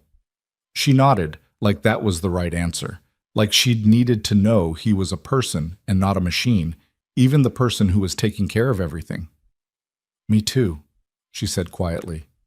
Then, "Pizza with the thin crust?" "Sure." "And garlic knots?" "I said pizza." "Garlic knots are just bread. Bread is not pizza." "They're from the same restaurant." "Dad," deeply patient. "That's not how that works." He let out a breath that was close to a laugh. "Garlic knots. Fine." She settled back in her seat, satisfied, and went back to looking out the window at the town going past, at the familiar edges of Dillard in the early dark, and he drove them home through it. He called her 3 days after the transaction, the way he'd said he would. It rang 4 times, and he was already composing the voicemail in his head when she picked up. "Hayes," she said. Not a question. She'd saved his number. "I said I'd call." He was in the back lot of the shop, the same place he always went when he needed to be outside without being visible from Route 9. The afternoon was cold, the kind of cold that comes in November when it's not dramatic about it, just steady and gray and committed. The dealer in Charlotte took the car. Final number was $183,000 after fees. A pause. "That's a fair number. The market's been soft on that trim level." "It's enough," he said. "More than enough." She was quiet for a moment. He could hear, faintly, the ambient sound of wherever she was. An office, probably. The particular quality of a room with good acoustics and controlled temperature.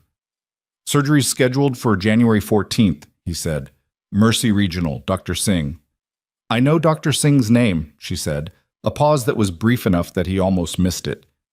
"He's one of the best pediatric cardiac surgeons in the Southeast. You're in good hands." He thought about asking how she knew that, then decided it wasn't particularly mysterious. A woman who ran several automotive service centers and had her assistant research single-parent medical debt demographics in a small county was not a woman who lacked access to information.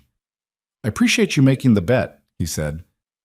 "I know that's a strange thing to say." "It's an accurate thing to say." Another pause. "How is she?" "Emma." "She's good. Nervous, I think, though she won't say so. She started researching heart surgery on the internet, which I've had to put some limits on because she was reading things that were not inaccurate, just not useful for an 8-year-old to be reading at 10 at night." Something shifted in the air on her end of the line. Not a sound, just a quality. "She sounds like a specific kind of kid." "She's a very specific kind of kid." A pause. Then, and this was the thing he didn't expect, she said, "Would it be all right if I sent her something? Before the surgery. Just a card or something small. I'm not trying to insert myself. I just thought..." She stopped, started over with less preamble. I keep thinking about the drawing. He stood in the back lot with the cold November air on his face and thought about that. He thought about a woman who had spent 30 days expecting to win a bet and had lost it, and had come to his shop and handed over the documents without drama, and had stood in his gravel lot and heard about Emma, and looked at the drawing through the office window, and had said, "Your daughter is lucky to have you," with her face turned away from him. "Yeah," he said, "that'd be fine." "I'd need an address." He gave it to her. She read it back to confirm. "Thank you," she said. Something careful in it, like she was aware of the significance of what she was asking and didn't want to overstate it. "Sure," he said, and then, because it was true and seemed worth saying, "She'd like that. She doesn't get a lot of, she'd like that." He hung up and stood in the cold for another minute, then went back inside. The package arrived 6 days later, on a Thursday, while Emma was at school. It was a medium-sized box, professionally wrapped, with a card taped to the outside in an envelope with Emma's name on it in handwriting that was precise and slanted slightly to the left. Caleb set it on the kitchen table and left it there until Emma came home. She found it the moment she came through the door, the way children find things that are meant for them through some magnetic sense that bypasses ordinary perception. She stood in her coat and backpack and looked at it. "What's that?" "Something for you." "From who?" "Read the card." She dropped her backpack on the floor. He'd given up on the hook by the door, which was where it was supposed to go, and pulled the envelope off the box and opened it with the focused destruction children bring to envelopes. She read it, lips moving slightly the way she did when she was concentrating. He watched her face. "It's from the car lady," she said. "Victoria, yeah." Emma looked at him. "The one with the Porsche?" "The one with the Porsche." She looked at the card again, then at the box. "She sent me a present." "Seems like it." She considered this for a moment with the deliberateness she brought to things that surprised her. Then she opened the box. Inside, nested in tissue paper, was a model car kit, a detailed scale model of a Porsche 911, the kind you assembled yourself, with 140 small parts and a set of fine brushes for painting. Under it was a book about the history of Porsche, clearly chosen for a reader who was younger than an adult Bult, but expected to be taken seriously, and under that, in a smaller box, a set of colored pencils, the good kind, 64 colors in a tin case. Emma looked at all of it laid out on the table. "She knows I like cars," she said. "Apparently, and drawing." Emma picked up the tin of colored pencils and opened it, looked at the colors arranged inside, closed it. "Dad," she said, with her particular tone of arriving at a conclusion, "I think she paid attention." He looked at his daughter. "Yeah," he said. "I think she did." Emma put the tin down carefully. "Can I write her a thank you note?" "You should write her a thank you note." "Can I draw on it?" "It's your note. You can draw on it." She pulled out a piece of paper before she'd even taken off her coat, which he didn't say anything about, and sat down at the kitchen table and got to work with the immediate focus she brought to drawing. He made dinner while she worked, and she didn't look up for 20 minutes, and when she was done, she held it up for him to look at. She'd drawn 2 cars, the Porsche and a car that was probably meant to be his truck, though it looked like something from a children's book about cars that had never seen a truck, parked in front of a building that was clearly meant to be his shop, with the sign reading Hayes Auto in careful block letters, the H the right size. In the corner, she'd drawn 2 small figures, one adult and one child, and the child had the heart on her chest, and the adult figure had a wrench, and between them she'd drawn a third figure, smaller than the adult, but taller than the child, with something Caleb couldn't quite interpret until Emma pointed to it. "That's her," Emma said. "Victoria. I gave her a key because she's the one with the fancy cars." He looked at the figure. She'd drawn a small key in the figure's hand. "Good detail," he said. "I know." She folded the paper with care. "Can we mail it today?" "Tomorrow. Post office is closed. Today is Thursday. The post office is open until 5:30. He looked at the clock. It was 4:48. "Get your coat back on," he said. She was already putting it on. They mailed the letter that afternoon, Emma feeding it into the slot with a ceremony that suggested she'd been thinking about the gesture the whole drive over. On the way back, she asked if they could drive past the north side of Dillard, where she knew the Porsche lived, because she wanted to see it, and he said no because it was getting dark and they needed to eat dinner. And she accepted this with minimal negotiation, which told him she was in an unusually agreeable mood, which he didn't examine too closely. Victoria texted him 4 days later. He was under a truck when his phone buzzed, and he read it later, hands clean, standing at the workbench. The text said, "I got Emma's letter. It's on my desk." Then, after a pause, "She's a remarkable kid." He looked at the text for a moment. Then he typed, "She has opinions about that model kit. Apparently she wants to paint it dark blue, like the actual car. I've been instructed to find the right color." The reply came about 10 minutes later. Tamiya paint, color TS19, midnight blue. It's the closest match. Hardware stores that carry model supplies usually stock it. He stared at that for a second. Then he typed, "You just knew that. I looked it up. Give me some credit." He put his phone in his pocket and went back to work. But he was smiling slightly, which was something Marcus Webb noticed when he came in to check on his truck, and commented on it in his particular oblique way that wasn't quite a question. "You're in a good mood," Marcus said, which from Marcus was practically an inquiry. "I'm always in a good mood," Caleb said. "You really aren't," Marcus said, and walked out to check his own tire pressure. The weeks between that text exchange and Emma's surgery had their own texture. Not the tense waiting of the 30 days, but something different. A forward motion. Things being arranged, scheduled, prepared for. Caleb dealt with the pre-surgical appointments, the anesthesia consultation, the meetings with the surgical team, the paperwork that came with any major procedure, and that he'd learned over years of navigating Emma's medical care to read carefully rather than sign reflexively. He arranged for Jimmy Tarrant to cover the shop for the 2 days he'd need to be at the hospital, because he was not going to be anywhere but that hospital. Emma, for her part, was handling it the way Emma handled most things, with a combination of strategic information gathering and determined normalcy. She finished the model car kit in the week before Christmas, taking 6 evenings to assemble it with a concentration that made her ignore dinner twice, which was unprecedented. She painted it Tamiya TS19 Midnight Blue, which they had found at a hobby shop in the next town over after 2 hardware stores came up empty. The finished model sat on her dresser in the specific position she'd decided was optimal, angled slightly so you could see the front and the side, which was, she explained to Caleb, how car photographs in magazines were always taken. He didn't ask how she knew that. On Christmas, he gave her a small telescope, not an expensive one, but a decent one, because she'd been interested in clouds and sky since the Cumulus conversation, and this seemed like a logical extension.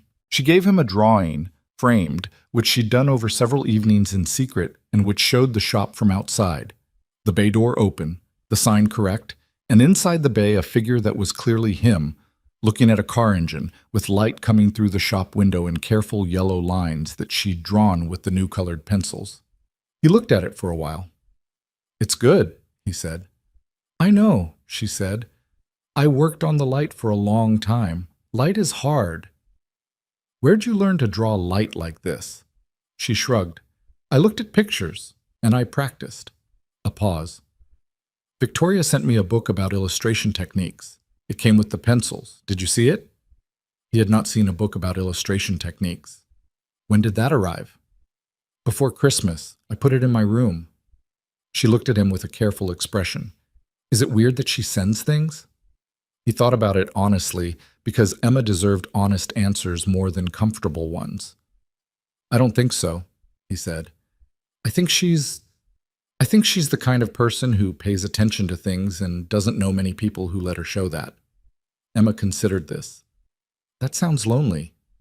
"I think it might be, yeah." Emma looked at the model car on her dresser.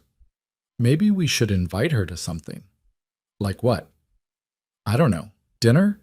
People invite people to dinner." "We don't really do dinner parties, Emma." "It doesn't have to be a party, just dinner. We make pasta." "The pasta we make is fine for us. I'm not sure it's company pasta." Emma gave him the look she reserved for when she thought he was being unnecessarily small about something. Dad, she sent me colored pencils and a book about illustration, and she looked up the exact paint color for my model car. I think she can handle regular pasta. He didn't have a good answer to that. He texted Victoria in January, 5 days before the surgery. He wasn't sure what he was doing exactly, wasn't sure if it was appropriate or if it crossed some line he hadn't defined. But Emma's voice was in his head, that particular brand of 8-year-old directness that cut through adult circumspection like it wasn't there. He typed, Emma wants to know if you'd like to come to dinner sometime. Before the surgery, she says the pasta is fine. He put his phone face down on the workbench and worked on a fuel injector cleaning for 20 minutes before he picked it up again. When? She'd written back. Saturday? A pause longer than the previous ones, long enough that he thought he'd misread the situation and started composing a mental retraction. Then, what time? He picked Emma up from school on a Friday and told her. She took it in stride, which was entirely characteristic. Good, she said. I'm going to make the salad. You've made salad exactly once. I know how salad works, Dad. You put things in a bowl. There's more to it than that. Not significantly. He bought good pasta from the nicer grocery store in the next town over, which cost more than his regular pasta and was worth it in a way he wasn't going to examine too closely.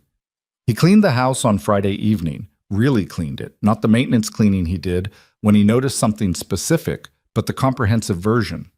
And Emma watched him from the couch with an expression of deep satisfaction. You're nervous, she said. I'm cleaning.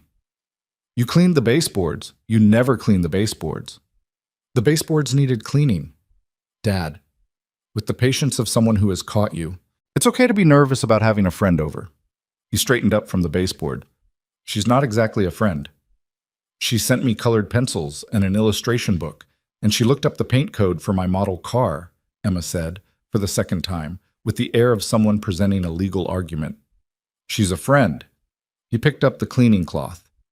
The baseboards needed cleaning. Emma let him have that one.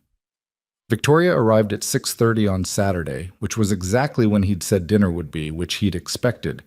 She was the kind of person who arrived when she said she would. She knocked on the door, which Emma answered before Caleb got there, because Emma had been positioned near the door for the preceding 10 minutes in a way she probably thought was casual. The door opened. Emma looked up at Victoria Sterling. Victoria looked down at Emma. He was standing behind Emma, and he watched it happen. The moment when a person you've heard about becomes a real person in front of you. The recalibration that happens in the first 2 seconds. He watched it on Victoria's face, the slight adjustment, the way she took in Emma's dark eyes and her thin frame, and the scar at the top of her collar where the neck of her shirt didn't quite cover it, and the way Emma stood, which was square and without apology. You're Emma, Victoria said. You're Victoria, Emma said. You have shorter hair than I imagined. Victoria paused. How did you imagine it? Longer, fancier, because you have fancy cars. Emma stepped back to let her in. Come in. I'm making the salad. Victoria came in. She looked around the front room, the lived-in quality of it, the bookshelves that were overloaded and slightly sagging, the drawings on the wall that Emma had insisted on taping up over the previous weeks, the rug that was fine but not impressive. She looked at all of it with the same attention she brought to everything, and Caleb watched her face for judgment and didn't find it. She found the drawing of the shop, the one Emma had given him for Christmas, framed, which he'd hung on the living room wall because Emma had asked him to. She drew that, Caleb said, coming up beside her. Victoria looked at it for a moment, the light through the shop window in careful yellow lines. She understands perspective, she said. I've been practicing, Emma called from the kitchen, where she was audibly doing things to vegetables. Victoria turned and looked toward the kitchen, then at Caleb. Something in her expression was doing what he'd started to think of as the underneath thing. The quality that appeared when the composure was still present, but something was moving behind it. She heard that from here? Victoria said quietly. She hears everything, Caleb said. I stopped being surprised about it around year 3. Dinner was, objectively, a modest affair. Pasta with a tomato sauce he'd been making for years. Emma's salad, which was genuinely fine, and which Emma presented with the quiet pride of someone who had assembled a thing correctly, bread from the bakery in town. Victoria had brought wine, a bottle that was probably more expensive than anything else on the table, which she opened without ceremony and poured into the mismatched glasses he produced without apology. Emma had questions. Emma always had questions, but she'd clearly prepared specific ones for this occasion, and she worked through them over the course of dinner with the systematic thoroughness she brought to things she'd thought about in advance. She asked Victoria how many cars she owned. Victoria said 7, which Emma received with widened eyes and the observation that 7 was a lot of cars for one person. Victoria agreed that it probably was. She asked which one was the favorite. Victoria said that was a question she found difficult because they served different purposes, but if pressed, probably the Porsche. Emma nodded sagely. Because it's the one that had something wrong with it and got fixed, she said. Fixed things feel different. Victoria looked at Emma for a moment. That's a very specific way to think about it. My dad fixes things. I've thought about it a lot. She asked Victoria what she did when she wasn't having cars fixed or driving them.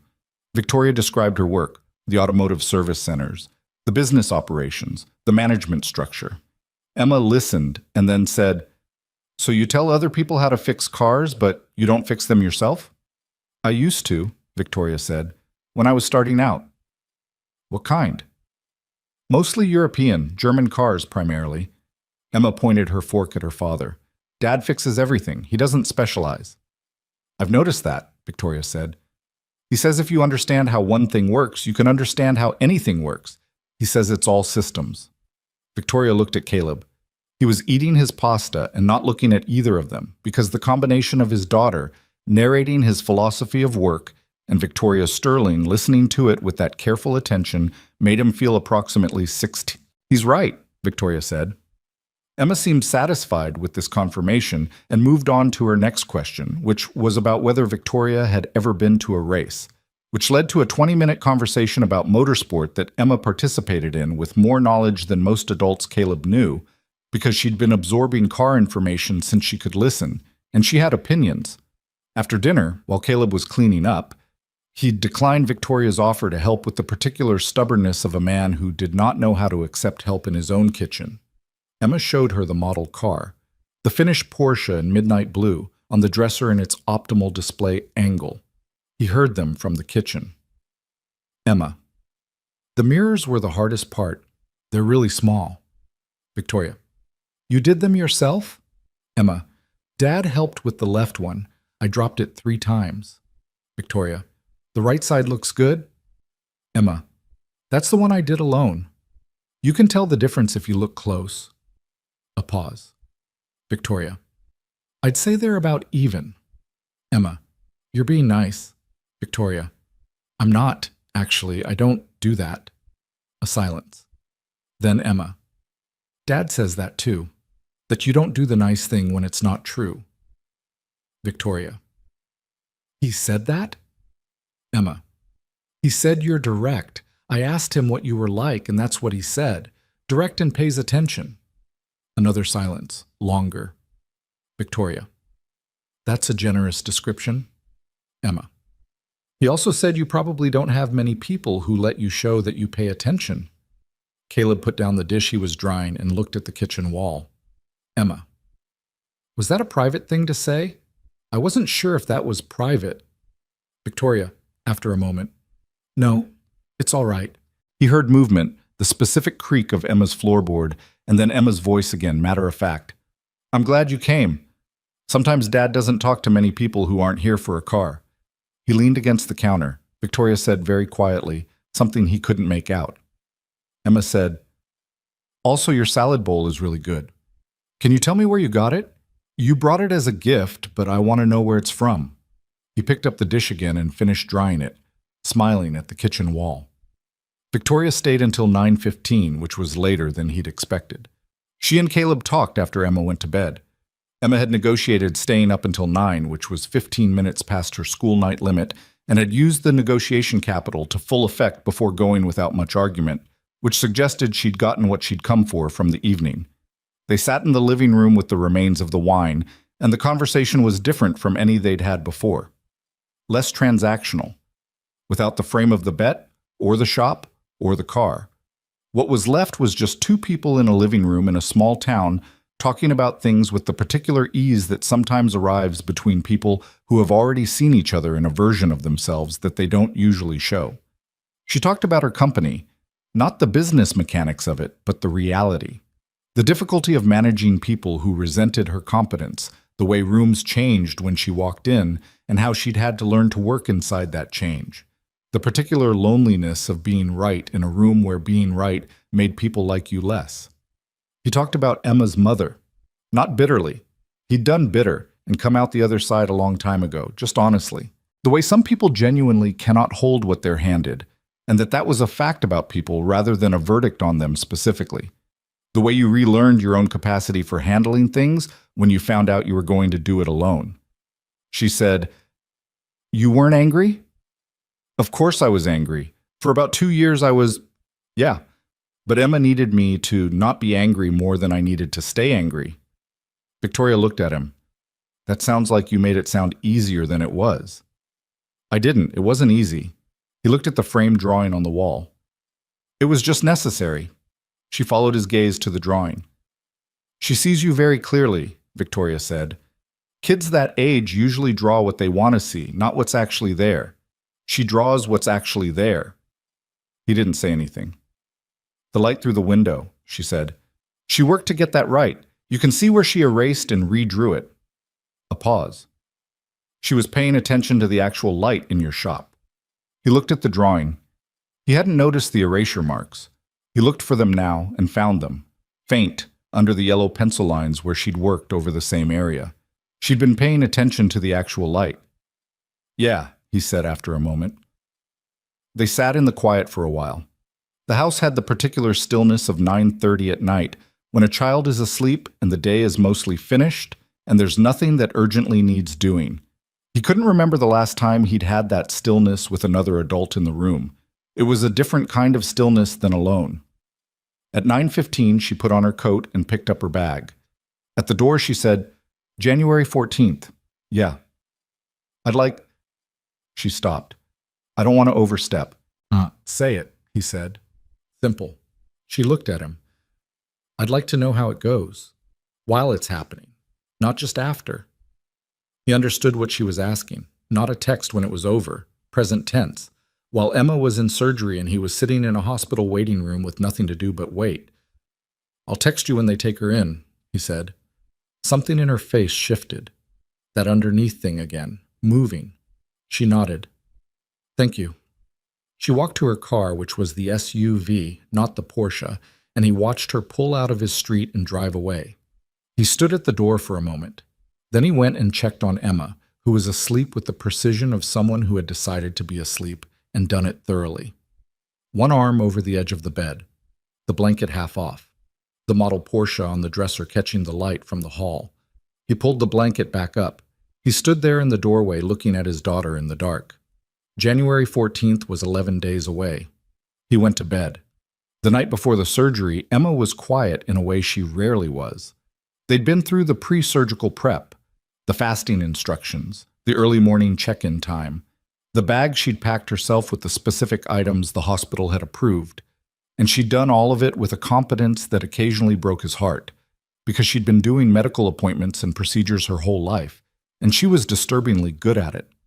After dinner, she sat on the couch next to him, closer than she usually sat, which was a tell. She didn't say anything for a while.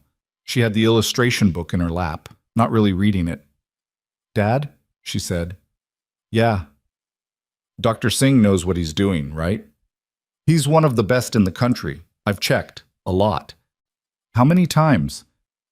"More than I'm going to tell you." She was quiet.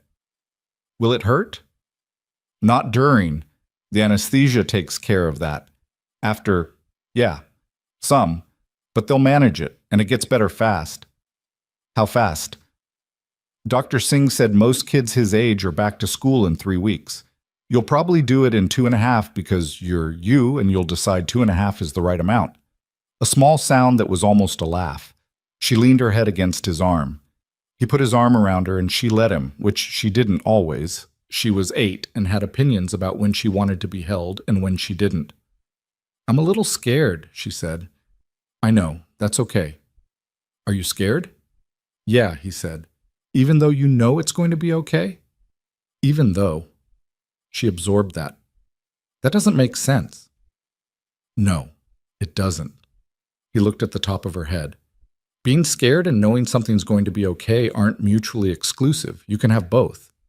She thought about that. Like how I know I'm good at dodgeball, but I'm still nervous when we play?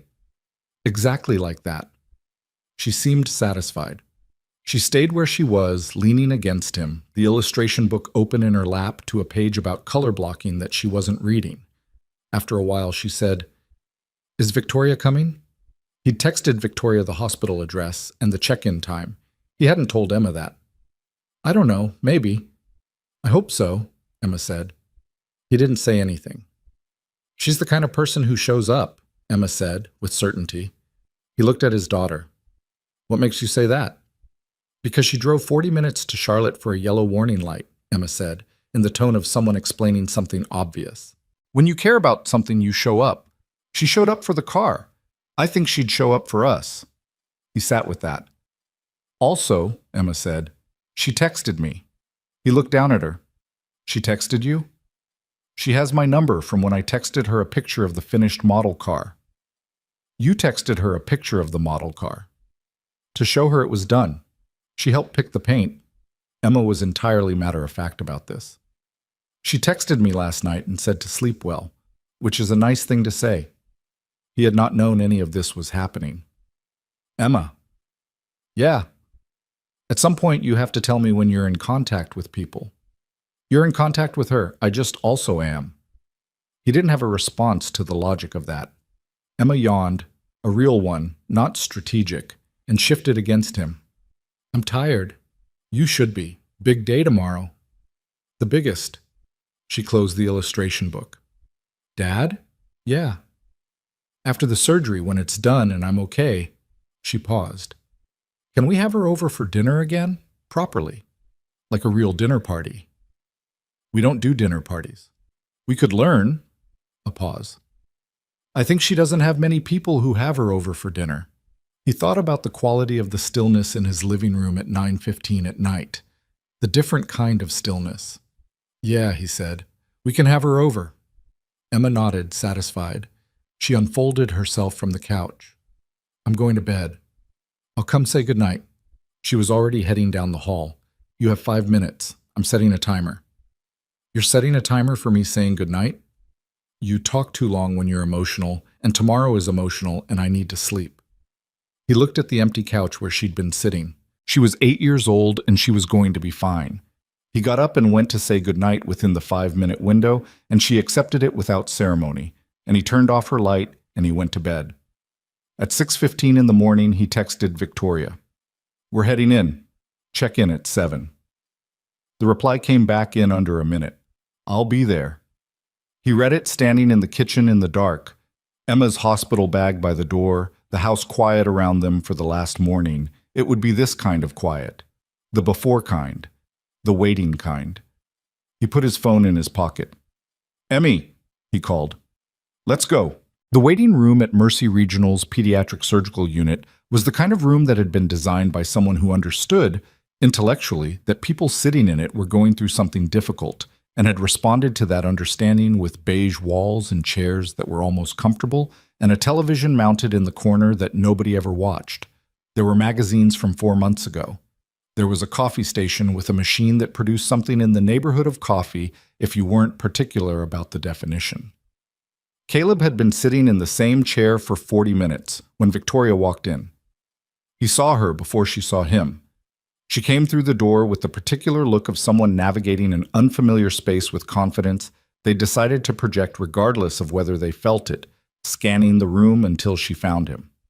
She was in a coat he'd seen before, the dark one, and she had 2 cups of coffee from somewhere outside the hospital, which told him she'd found a real coffee place in the vicinity before coming in. She crossed the room and held one out. He took it. "You didn't have to come." "I said I would." She sat down in the chair next to his, not the one across, and that placement felt deliberate without being dramatic. How long has she been in? 43 minutes? She nodded. She looked at the beige wall. She drank her coffee. He thought about saying something else. Something about not wanting her to sit through this. Something about how he was fine. The usual scaffolding he put up when someone offered to be present for something hard. He'd been putting up that scaffolding for 8 years. It had become a reflex, the automatic deflection of help, the management of his own vulnerability as a logistical problem. He left it down. They sat there together in the almost comfortable chairs and drank coffee and didn't talk for a while. And the silence between them was not the careful professional silence of the first day in his shop, not the transactional quiet of the bet period. It was the silence of two people who had gotten somewhere without entirely planning to and were sitting inside the arrival. She told me, Victoria said eventually, when I said goodbye to her before they took her in, she said, "I'll be the same but better." He looked at the floor. "I told her that sounded about right," Victoria said. She said, "I know." A pause. She said it like she was reassuring me. "She does that," he said. "She decides something is going to be okay, and then she tells everyone around her so they don't worry. She's been doing it since she was 5. That's a lot of work for a 5-year-old. She didn't see it as work, she saw it as being useful, doing her part. He drank his coffee. She told me once that she couldn't fix her own heart, so she'd fix other people's feelings about it, like she was dividing up the labor. Victoria was quiet for a moment. "That's not an 8-year-old thing. That's—" "No, it's not." He set the coffee cup on his knee. "She's been 8 for a while in some ways." The morning moved in the particular suspended way that hospital mornings move when someone you love is behind a closed door and there's nothing to do but wait and not think about what's behind the door. He checked his phone. He didn't check it again for 20 minutes, then checked it again. Victoria sat beside him and read something on her laptop, or appeared to read it. He wasn't sure she was processing any of it, but having something to look at was its own kind of management, and he understood that. At one point, Jimmy Tarrant called to check on the shop, and Caleb stepped into the hallway to take it, and when he came back, Victoria had gotten 2 more coffees from wherever the first ones had come from. "There's a good place 2 blocks south," she said. I asked at the desk. "You went out?" "You were on the phone. The coffee here is—" She looked at the machine in the corner. "No." He sat back down. He looked at the coffee. He thought about the fact that she'd gone 2 blocks south to get good coffee for a man she'd met because her car broke down, and then made a bet she'd expected to win, and that was the kind of thing you did for someone who mattered, rather than someone you were being polite to, and that he'd noticed that distinction and filed it in the place he was trying not to examine too closely because Emma was in surgery and he didn't have bandwidth for more than one large thing at a time. "Victoria," he said. "Hmm?" "I need to ask you something." She looked at him. "The things you sent Emma, the pencils and the book and the—" He stopped. "You didn't have to do any of that." "I know. I'm not saying I didn't appreciate it. I'm saying—" He wasn't sure what he was saying exactly. He worked his way toward it. "You could have handed over the Lamborghini and walked away. The bet was over. There was no reason to stay involved." She was quiet for a moment, with the quality he'd come to recognize, the gathering before something true. "I looked at that drawing," she said, "the one Emma taped to your office wall, the hospital bed." A pause.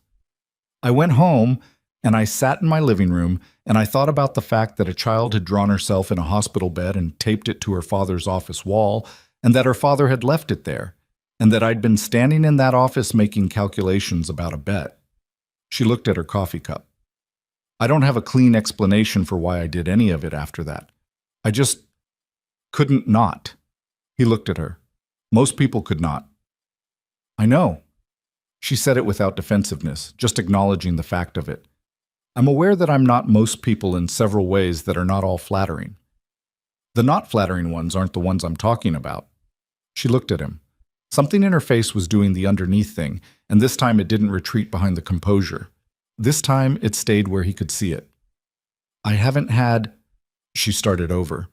"I built something large, and I built it by being very effective and very focused, and not very available to anything that wasn't the work. And that's fine. That's a legitimate choice. She looked at the beige wall. I'm 30 years old, and the most emotionally complex relationship in my life is with an 8-year-old who critiqued my hair.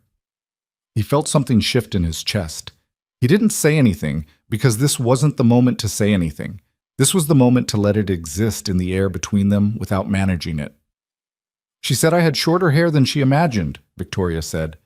There was something in her voice that wasn't quite a laugh, but was in the neighborhood of one. She imagined you fancier. She said, a pause. She's the least intimidated person I've ever met. She's never been taught to be intimidated by money. We don't have any. That's part of it. A pause. It's also just her. He nodded. Yeah, it's mostly her. They sat for a while longer. The television in the corner showed something muted with subtitles. A nurse crossed the waiting room and through the doors at the far end and didn't stop to tell him anything, which was both what he expected and consistently hard to absorb. No news in a surgical waiting room has two faces. It's either that nothing has gone wrong yet, or that no one has come to tell you it has, and your brain cycles between these interpretations regardless of what you tell it. At the 2-hour mark, he stood up and walked to the window, which looked out over a parking structure and a slice of gray January sky. He stood there with his hands in his jacket pockets. Victoria came and stood beside him, not close enough to touch, just beside him. Present, which was what the situation required, and neither more nor less than that. She's going to be fine, she said. I know. Dr. Singh has done this surgery hundreds of times. I know that too. So what are you doing at the window? He thought about it.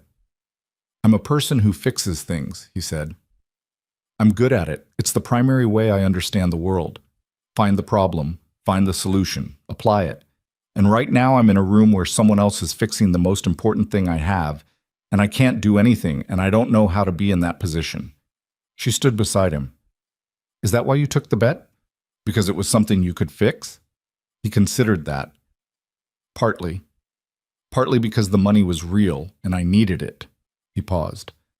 And partly because I needed to believe that the way I understand the world, the systematic way, the patient way, that it counted for something, that it could solve a problem that $40,000 worth of diagnostic equipment couldn't solve. It did. Yeah. She was quiet for a moment. Can I tell you something that I haven't said out loud before? Sure. When Gerald from Apex called me with the 2-week inspection results, when he told me the car was running clean, I was in a meeting, a significant one, with people who would have found it unprofessional to pause. She looked at the parking structure. I paused. I sat there and I thought, a man in a single-bay shop with a hand-painted sign found something my best technician missed, and he found it by listening, by being patient enough to listen. A pause. I've built a company on the idea that better equipment and better systems produce better outcomes, and a $6 hose disagreed with me. He looked at her. The equipment isn't wrong. Gerald's good at what he does. I know, that's not the point. She turned from the window slightly.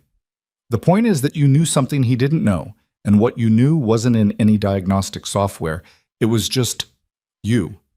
The way you think. 4 days of patient, methodical attention. She paused. I offered that bet because I was certain I'd win, and the reason I was certain was because I'd stopped believing that anyone without the right tools could compete with anyone who had them. And I was wrong. Plainly. No performance of humility, just the fact. That's uncomfortable to be, but it's more uncomfortable to not know it. He looked at her for a moment. This woman who had walked into his gravel lot with her broken Porsche and her composure and her certainty, and had spent 30 days expecting the world to confirm what she already believed, and instead it had done something else, and she was here in a hospital waiting room because of what that something else had led to.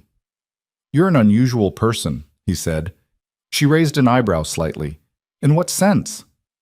Most people who lose a bet like that walk away and tell themselves a story about how it was a fluke. You sent my daughter colored pencils. She looked at him. Something in her expression was open in a way he hadn't seen before. Not vulnerable exactly, because he didn't think she'd ever be comfortable with that word applied to herself, but open. The door unlocked, if not fully ajar. The drawing, she said simply. He nodded. He understood. Some things didn't need more explanation than that.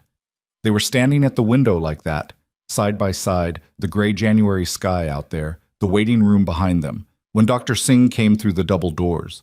Caleb turned before he'd consciously decided to. Dr. Singh was in scrubs, mask pulled down around his neck, and he was walking toward them with his face in its careful neutral, the one Caleb had spent 8 years learning to read. He read it. He exhaled. Mr. Hayes.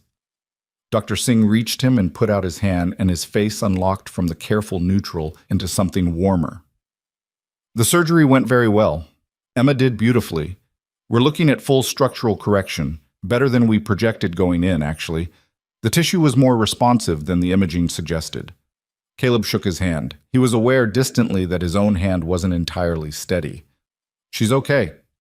She's in recovery. She'll be groggy for a few hours. You can see her in about 40 minutes when they move her to the pediatric ward. A pause. She woke up briefly in the recovery room, and her first question was whether the surgery had left a new scar or used the old one.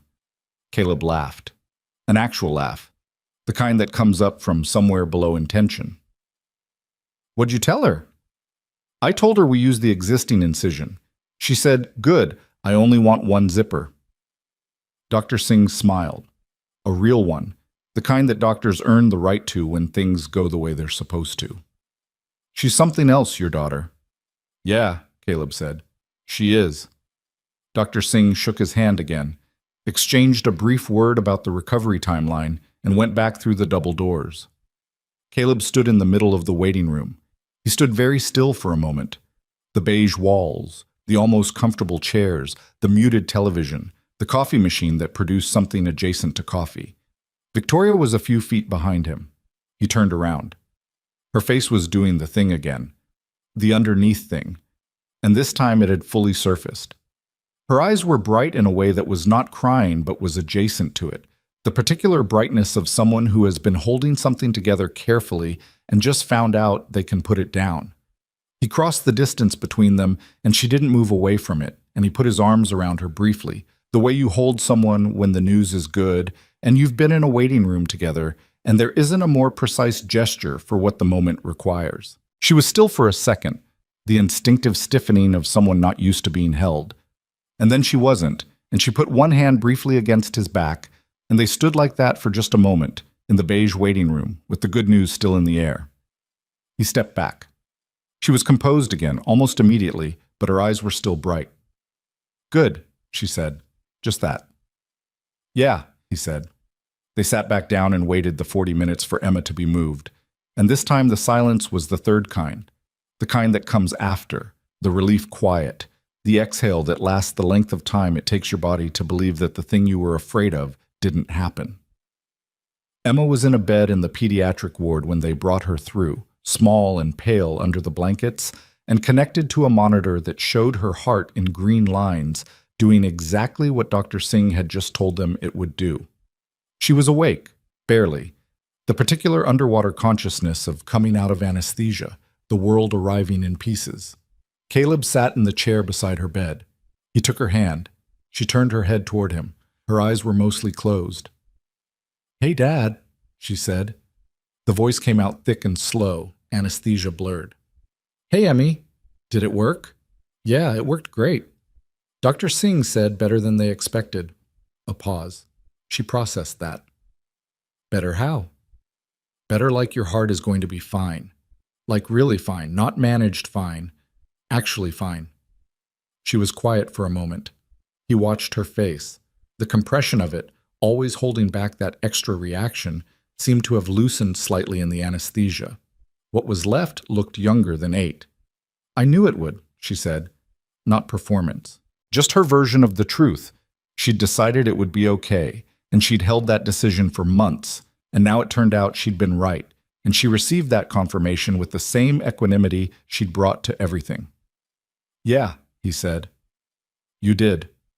She turned her head toward the door, slowly, with effort. Is Victoria here? She's outside. She'll come in a little. Emma closed her eyes. She came. She said she would. I told you. Drifting. She's the kind of person who shows up. He held her hand and didn't say anything. The monitor showed her heart in green lines, steady and corrected, doing the thing it was supposed to do without the shadow of effort it had carried her whole life. He sat there and looked at those lines for a long time. Victoria came in briefly, quietly, and stood near the foot of the bed. Emma had drifted back to sleep. Victoria looked at her for a moment. The small face, the thin arms, the scar at her chest where the surgery had gone in and done what it needed to do. And then she looked at Caleb. He gave her a small nod. She gave him one back. She slipped back out. It was the right call. This part was his. She understood that without being told. Emma was in the hospital for 4 days. Caleb slept in the family room chair that converted to something almost flat, and ate the cafeteria food, and talked to Dr. Singh every day about the recovery trajectory, which was, by every measure, proceeding exactly as it should. On the 3rd day, Emma was upright in bed eating actual food and demanding the illustration book he'd brought in her hospital bag. And by the 4th day, she was walking laps of the pediatric ward with a competitiveness about her lap times that the nurses found entertaining. Victoria visited twice during those 4 days. She brought things both times, not extravagant things, just useful ones. The first time she brought Emma a specific brand of colored pencils she'd run out of, and a sketchbook with heavier paper than Emma's usual. Emma looked at the sketchbook and said, "This is the good kind," with the authority of someone who'd done research, which she had. The second visit was shorter, midweek, and she and Caleb talked in the hallway while Emma slept, standing near the window at the end of the ward with the January light coming through gray and flat. "She's doing well," Victoria said. "Better than expected." Dr. Singh used that phrase 3 times today. I think it's become his favorite thing to say about her. It should be. She looked out the window. She's going to be insufferable when she's fully recovered, in the best way. She's already timing her laps. Victoria almost smiled. Of course she is. He looked at her, at the profile of her face in the flat January light, the way it was slightly less defended in this hallway than it was in most places. And he thought about what she'd said in the waiting room. 30 years old, and the most emotionally complex relationship in her life was with an 8-year-old. He thought about the illustration book and the paint code and the salad bowl and the drive to Charlotte at 8 p.m. for a yellow warning light. He thought about the way she'd said, "I'll be there in under a minute," in the dark, at 6:15 in the morning. "Victoria," he said. She looked at him. "I'd like to take you to dinner," he said. "Not pasta at my house. An actual dinner. When Emma's home and stable and driving me insane with her recovery timeline." She looked at him for a moment. The assessment, but warmer than the first time he'd seen it. "That's a specific set of conditions. I want to make sure you know what you're getting into. Emma is going to have opinions about where we go.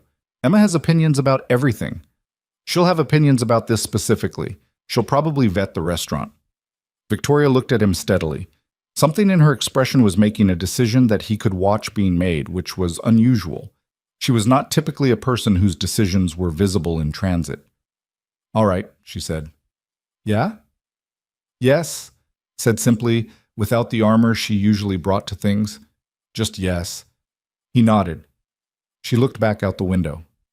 "She's going to want to come. She's going to try to come. I'm going to tell her no.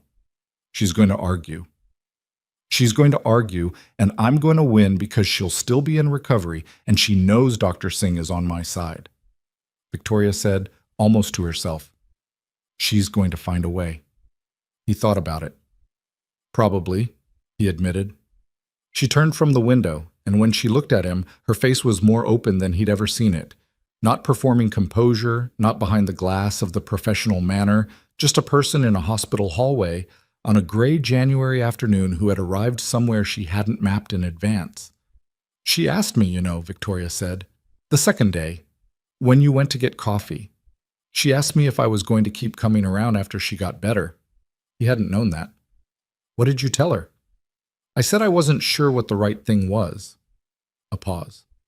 She said, "The right thing is usually the thing that feels hardest to say yes to, but you know you want to." She looked at him. "She's 8. "She's been 8 for a while," he said, which was what he'd said before, in the waiting room, but it landed differently this time. "So I said yes," Victoria said, I told her yes. I was going to keep coming around. She paused. I wanted you to know I told her that. He held her gaze. I'm glad you did. Emma came home on a Thursday. Caleb carried her bag.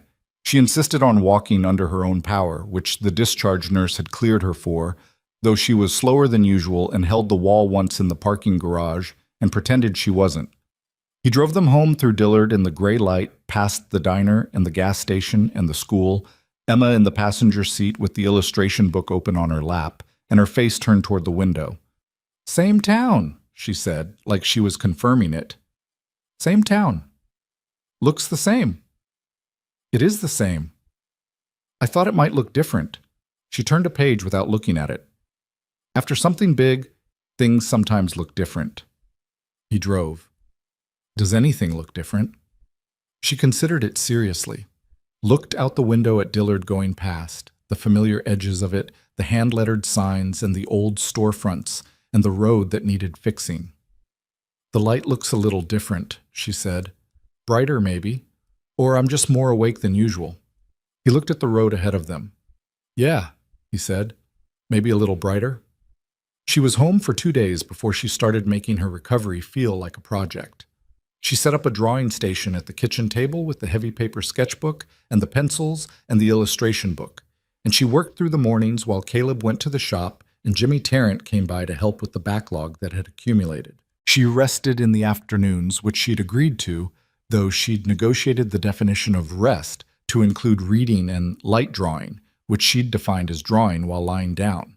She video called Victoria twice during that first week, which Caleb knew about because he could hear Emma's side of the conversations from the hallway, and what he heard was Emma explaining her drawings in detail and asking Victoria questions about color theory that were probably more sophisticated than the illustration book warranted. Victoria answered them, apparently, without condescension and without simplifying, which Emma later reported as the primary indicator of intelligence in an adult. She doesn't dumb things down, Emma told him at dinner. I hate when people dumb things down. Most people do it to be kind. It's not kind. It's assuming.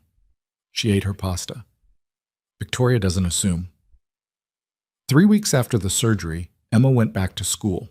She announced this to Caleb on a Sunday night with the tone of someone filing a report. Tomorrow, she said. I'm going back. Dr. Singh said 3 to 4 weeks. It's been 3 weeks and 2 days. That's in the range. The range includes 4 weeks. The range includes 3 weeks and 2 days. She looked at him over the dinner table. I'm going back, Dad. I miss Grace, and I miss school, and I've been drawing the same 4 rooms for 3 weeks. He called Dr. Singh's service. Dr. Singh, with the pragmatism of a man who had met Emma Hayes, said that given her numbers and her rate of recovery, returning at the 3-week-plus mark was medically defensible, and that he suspected trying to keep her home would cause more problems than it solved. She went back on Monday. He drove her in and watched her walk through the front doors with the backpack and the wave that wasn't a wave, and the difference was that this time she walked faster. She moved like a kid who had been slowed down for a long time and had just remembered that slow was not her natural state. He sat in the truck for a moment after she disappeared inside. 3 months ago, he'd been at a kitchen table at 3 in the morning with a number in his head that had no solution. He'd been a man with a sick daughter and a one-bay shop and a plan that consisted mostly of keeping going and hoping something changed. Something had changed, and the thing that had changed it was a hose. $6.47 and 4 days of patient attention and the willingness to be right when everyone else had stopped looking. He drove to the shop. Marcus Webb was in the lot when he arrived, 7 minutes before opening, which was slightly unusual even for Marcus. He was leaning against his truck with his coffee from the diner and his canvas jacket and his face arranged in the particular expression he wore when he wanted to ask something and hadn't figured out how to open. Morning, Marcus. Caleb. A pause. Heard your girl came home. 3 weeks ago. Heard she went back to school today. He unlocked the shop. You hear a lot. It's a small town. Marcus followed him in, which he did sometimes, stood near the door with his coffee. She doing good? She's doing better than good. Dr. Singh said the structural repair was complete, She's not on the medication anymore. She can run without worrying about it. He rolled up the bay door. The morning air came in, cold and clean. She's going to be fine. Marcus was quiet for a moment. He drank his coffee. He looked at the shop, the tool chest, the shelves, the sign visible through the window. "Glad to hear it," he said. It was a small sentence, carrying more than small sentences usually carry, and Caleb received it the same way. "Thanks, Marcus." Marcus put down his empty cup. "You've got a noise in my front left wheel." "Probably a wheel bearing." "Probably." "Leave the keys." Marcus left the keys. The shop fell back into its rhythm, the rhythm that had grooves worn into it, that had run continuously through everything, through the bet and the 30 days and the surgery and all of it. Cars came in. He diagnosed them and fixed them. He called clients with updates that were honest whether or not the honesty was convenient. He swept the floor.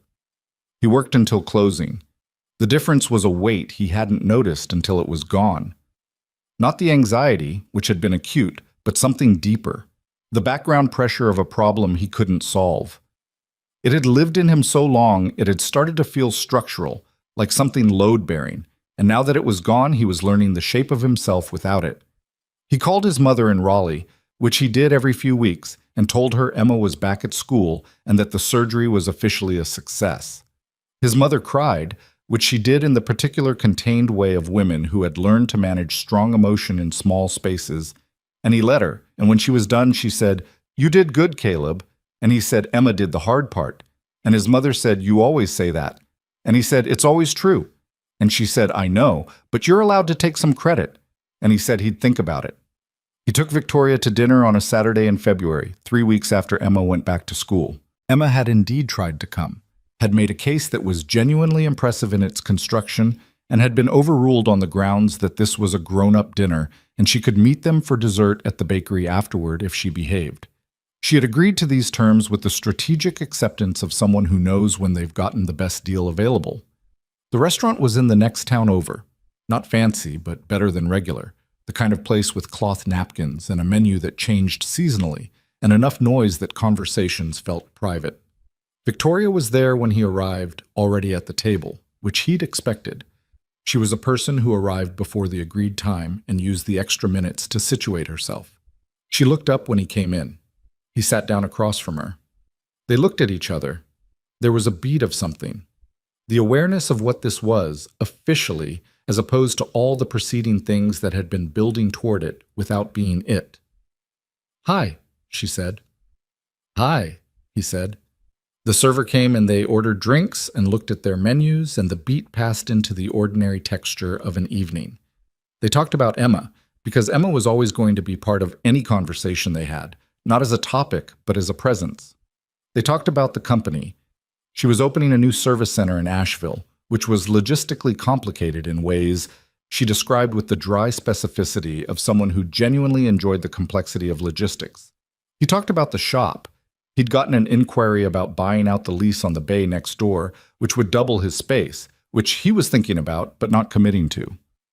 "You should do it," she said. "It's a significant expansion. You have the reputation for it now. The Apex thing got around. Gerald apparently talked to some people." He looked at her. "What people?" "I may have mentioned your diagnostic reasoning to some colleagues in the industry." She said it without apology. "You found what they couldn't. That's worth knowing about." "You didn't tell me you were doing that." "I didn't ask your permission. You can be annoyed about it if you want." He thought about it. He wasn't, particularly. "What'd you tell them?" "The truth. That a mechanic in Dillard heard a symptom pattern that didn't fit the standard diagnostic tree and went looking outside it and found a hairline crack in a brake booster vacuum line by pressurizing the system and listening." She looked at her glass. "That's not a small thing. That's the kind of reasoning that's hard to teach." He was quiet for a moment. "I've been thinking about the second bay," he said. "And?" "I'm going to take it." She looked at him. "Good. Don't say you told me so." "I wasn't going to." A pause. "I was going to." He leaned back. "I know." She smiled, a real one, not the almost smile, not the carefully modulated expression she deployed in professional contexts. A real smile, slightly asymmetric, which was how real smiles usually were. He'd seen it before, in pieces, but not like this, full and unheld. It changed her face. Not dramatically. She was still entirely herself, but it opened something. He thought about what Emma had said. She's the kind of person who shows up. Emma was not wrong. Emma was, infuriatingly, almost never wrong about people. They stayed at the restaurant for 2 hours and met Emma at the bakery at 9, as agreed. Emma was there with Grace, who had apparently been brought along as a strategic support element and who ate an enormous piece of cake with the efficiency of a child who has been promised dessert and is taking the promise seriously. Emma sat between Caleb and Victoria at the bakery table and narrated her week to both of them with equal address, including them in the same sentence without apparent awareness that this was something she'd decided to do. She'd just done it, the way she did most things, with direct instinct and no intermediate steps. Victoria listened and asked the right questions, the ones that were actually about what Emma was saying, rather than the ones adults asked children when they were approximating interest rather than feeling it. Emma noticed that, the way she noticed everything. He could see it in her face, the small satisfaction of being taken seriously. On the drive home, Emma fell asleep in the back seat, which was unusual for Emma, but which he attributed to 3 weeks of recovery that had demanded more energy than she'd admitted. He drove through Dillard in the late winter dark, familiar streets, the town exactly as it always was. She stirred when he carried her inside. "How was it?" she said, sleep thick. "Good." "Just good?" "Really good." She settled her head against his shoulder. "Is she coming back?" "Yeah," he said. "She's coming back." Emma made the small, satisfied sound she made when a prediction had been confirmed. He put her to bed. He stood in the doorway of her room, the model Porsche on the dresser in its display angle, the sketchbook on the desk, the heart she'd been drawing on herself since she first learned to draw. And he let himself be, just for a moment, the man in the good version of the story. Not the easy version. Nothing about the last 8 years had been easy, and nothing about what came next would be entirely easy either, because life in the real version didn't shift into easy, it just shifted into different. But the good version. The version where the problem that seemed unsolvable had a solution that cost $6.47 in 4 days, and the willingness to keep looking after everyone else had stopped. He'd found that solution not because he was special or because the universe had arranged itself in his favor, but because he was a man who understood that most problems have answers if you're patient enough and systematic enough and honest enough to follow the evidence wherever it goes, even when it takes you somewhere that looks too simple to be right. A $6 hose. He turned off Emma's light. He went to the kitchen and sat at the table where he'd sat at 3 in the morning with a number in his head and no solution. He sat in the same chair. The water stain was still on the ceiling above his bedroom, visible through the doorway. He'd patched it again last week, and it hadn't come back yet, though he knew better than to believe that meant it was done. Some things required more than one repair. Most things, actually. The first fix got you to functioning, the subsequent ones got you to solid. That was as true of people as it was of cars, as true of lives as it was of roofs. He thought about Emma asleep down the hall with her new heart. He thought about Victoria driving back to Charlotte through the February dark. He thought about the shop, the current bay, and the one next door he was going to take. The hand-painted sign with the H, finally the right size in Emma's version. The floor that was always clean. He thought about the specific quality of a room at 9:30 at night with another adult in it, the different kind of stillness. He'd spent 8 years becoming expert at managing alone. He was very good at it. He'd built systems and habits and a kind of self-sufficiency that could look from the outside like contentment. And it was largely honest. He wasn't a man who needed rescue. He'd never been waiting to be rescued. But there was a difference between not needing rescue and not needing anyone. He'd been using the first as a cover story for the second, and he was 32 years old, which was old enough to notice when you're doing that. He'd texted Victoria before he sat down. Just, "Tonight was good." The reply had come back while he was putting Emma to bed. Yes, it was. Then, Emma fell asleep in the car. He picked up his phone and typed, "Out cold, she held out until we got home. That's very Emma. She would not have admitted she needed to sleep. He looked at the text. He typed, "She asked if you were coming back." A pause. "What did you tell her?" He typed, "The truth." Another pause, shorter. "Good," she wrote. "That's the right answer."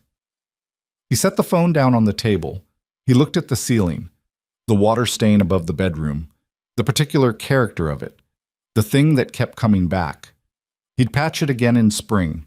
He'd do it properly this time, not the quick fix, but the right one. Get up in the attic and find where the water was actually coming from and address it at the source. That was the thing about problems. The quick fix bought time. The right fix required more patience, more willingness to find the actual root of it, more acceptance that sometimes the source was further back than the symptoms suggested. He'd learned that from cars. It turned out to apply everywhere. He turned off the kitchen light and went to bed, and this time when he lay in the dark staring at the ceiling, the thing he felt wasn't the tense alertness of a man managing too many open problems. It was something quieter, the specific settledness of a life that still had difficulties and still had uncertainties and still had a roof that needed fixing, but that had come through the thing it needed to come through and was on the other side of it, intact. A year later, more or less in the particular inexact accounting of how lives actually move, there was a small wedding in the garage on a Saturday in March. It had been Emma's suggestion, which surprised no one who knew Emma. She had made the case at dinner one evening, about 6 months after the dinner and bakery night, with the systematic directness she brought to most proposals. The shop was where they'd met, she said. It was where the bet happened and where the car was fixed and where, she noted, Victoria had first looked at the drawing on the wall. It was where all of it had started. It made sense. Caleb had looked at Victoria across the table. Victoria had looked at him. "She's not wrong," Victoria said. "She's almost never wrong," he said. Emma, watching both of them, had the expression of someone who has presented a correct solution and is waiting for the room to catch up. It was a small wedding. Robert Reyes was there, who'd witnessed the original legal documents and found the whole thing quietly satisfying. Jimmy Tarrant and his wife, Mrs. Okafor, who brought something in a tin and stayed the whole afternoon and cried in a happy way. Dr. Singh sent a card. Gerald from Apex, who had apparently stayed in some contact with Caleb after the inspection, sent a bottle of something good. They moved the cars out of the bay and put up lights. Emma had been involved in the lights, extensively, presiding over their placement with the authority of a 9-year-old who had opinions about visual composition and the space heater situation and whether the tool chest should be moved or left as character. The tool chest stayed. The lights went up around it. Emma stood beside them during the ceremony, which was short and without ceremony in the formal sense. Just words said between people who meant them, in a place that mattered, in front of people who'd watched the story arrive at where it was. Emma wore a dress she'd selected herself, which was green because she'd decided green was an underused color for important occasions. She had drawn a heart on her wrist in red marker. Her mark, her signature. When it was done, when the words were said, and the witnesses had signed and Mrs. Okafor was crying and Jimmy Tarrant was pretending he wasn't, Emma stood between Caleb and Victoria and looked at the shop around them. The sign through the open bay door, the shelving units, the clean floor, the flickering fluorescent light on the left side that still flickered when there was weather. "It looks good with lights," she said. Victoria looked down at her. "It does. We should have lights here more often." Caleb looked at the light strings strung around the tool chest and the shelving and across the bay door, amber and warm in the March gray. "It's a garage, Emmy." "It's a garage with good bones," Emma said, which was a phrase she'd picked up from the illustration book and deployed constantly in situations of varying relevance. She looked up at both of them with the expression she wore when she'd arrived at a conclusion she was satisfied with. "We made a good family." He looked at his daughter. He looked at the woman beside him, who was looking at Emma with the open face he'd come to know, the one that had emerged slowly over months as the composure became less necessary, and what was underneath it turned out to be, among other things, someone who was very good at being present for things that mattered. "Yeah," he said, "we did." Victoria put her hand in his. Not dramatically, just placed it there, her cool fingers against his palm, the way you hold the hand of someone you're planning to keep. Emma was already moving toward Mrs. Okafor's tin because there was food and she had priorities. The lights were warm in the gray March afternoon. Outside, Route 9 went past the way it always did, carrying Dillard's ordinary traffic, the town the same as it always was. The sign above the bay door caught the light, Hayes Auto. The H, the right size. The letters gone gray-blue from years of rain. He'd repaint it in spring, but not just yet.